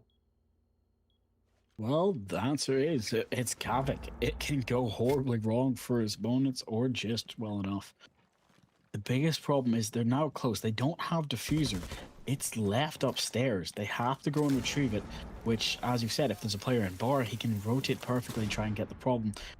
But as Ash comes back down to West Main to try and join his teammates with Flash and Carnage going on right now, they can't ignore the player watching from blue with the long angle. They're just going to have to go for that breach hole, and it's worked too well. It's slightly too off to the right. But when they try to go for that cross, they are in danger for now. They are, and as you can see, Curb does get one. Monty is close, trying to challenge the Tubarão and push him off of sorts. But as the shots land, Pulsar gets one, Duo gets the other. And now it's a 4v3. They have to go for that cross, but they know the player watching from blue. Panic gets one, takes out Rixon, and it's too close. But Ace can now go for the plant while Monty covers, holding the angle instead. But as Pulse gets one, it's coming out for Nomad. It works well. Diffuser goes down. Monty now has to challenge directly. But whether he's got the HP or not for it, Ace goes down. It's just up to the game of how long can you challenge, how long can you put the pressure on. And right now, as Monty is play the just being hatch. in a nuisance, it's working wonders. But now, it's just got to be there to challenge. Kovic has to go Doesn't for it, know! and He it's doesn't just going know! to come out to it. Oh, he does. My lord, he was 1v1, able it's to so get close. the clear. Has to go for the diffuser, but Monty's still standing. If you aren't prepped to go for the challenge, he can absolutely ruin your day. It's and gone. That's us going to overtime. No, sorry, that's us going to match. That's game. My brain stopped functioning for 3 seconds. I have to admit that Nomad, I really thought he's gonna be going onto the hatch to cover the diffuser, but instead he was able to go for the diffusal onto the through the trench doors, and finally I kind of expected that Goyo was gonna be able to take it because it was a fraction of a second left. The last second shot connected, and just like that, the players were able to keep themselves alive. Good God, that's something we definitely did not expect whatsoever. I mean, of course, the Monty was annoying. The Monty was there as a distraction, but at the same time, if the Nomad was not there, it could have been done and dusted. God Squad, they definitely live up to the name, and they are indeed gods of their kinds. And I mean, I just don't know, man. I'm just lost of words because in the end, I have to give it to the players of counterplay because they were able to pull up a really amazing fight. But in the long run, it's just about consistency. God Squad, they just took it. They just took matters into their own hands. While I've been talking, I've been doing like end game analysis. This might be one of the longer matches I've ever casted because this was the best of 3 and it's lasted just over 3 hours, which is kind of nuts to me because you have to go to final rounds in every match. You have to have won at least like 2 overtime match points. But no, it's just the fact that the players had the heart, they had the fight. More than 30 kills for some of the players today. And it just kind of goes that it got so close, letting them get to match point, building that suspense, but then fighting it out so close again. They're just gonna have to work on letting it so it's like instead of it being a 5-1, maybe make it a 4-2, a 4-3, and then you could have had it easily. And honestly, I could have seen Counterplay trying to take that victory. But instead, as we'll quickly go to the bracket and we'll go and see all the final numbers, I gotta show you how this works now. So Counterplay versus Valford. God's was going to be waiting at the end. So whether it's a Valford reunion, which we didn't get to see last time, or whether it's Counterplay coming back for their righteous title, it all comes down to this. And that's where the important factor of this comes out. You'll come back to us, and I've just got to say goodbye and thank you to everyone who's here with us today. Rexy, Parquez, thank you, Cresta, for being my buddy today as well. And as we're all here for Access Series, thank you to Eon for helping with the production. Thank you to everyone here, just everyone in chat. It's been a wonderful stream. Happy to have entertained you. My name's Star Drago, the emergency caster, as always. So thanks for having me. And Cresto, give yourself a shout out and we'll head out. I'm just gonna say that I'm happy to be here because it's been a long time I haven't been casting because of life happening here. But then again, I'm really happy to see you here as well, Drago, because you're the one who invited me. So hope to see myself and you on the upcoming streams as well. So thanks for having me here. I'll be probably grabbing some snacks. So take care, good night, and thanks a lot for staying tuned the stream, ladies and gentlemen.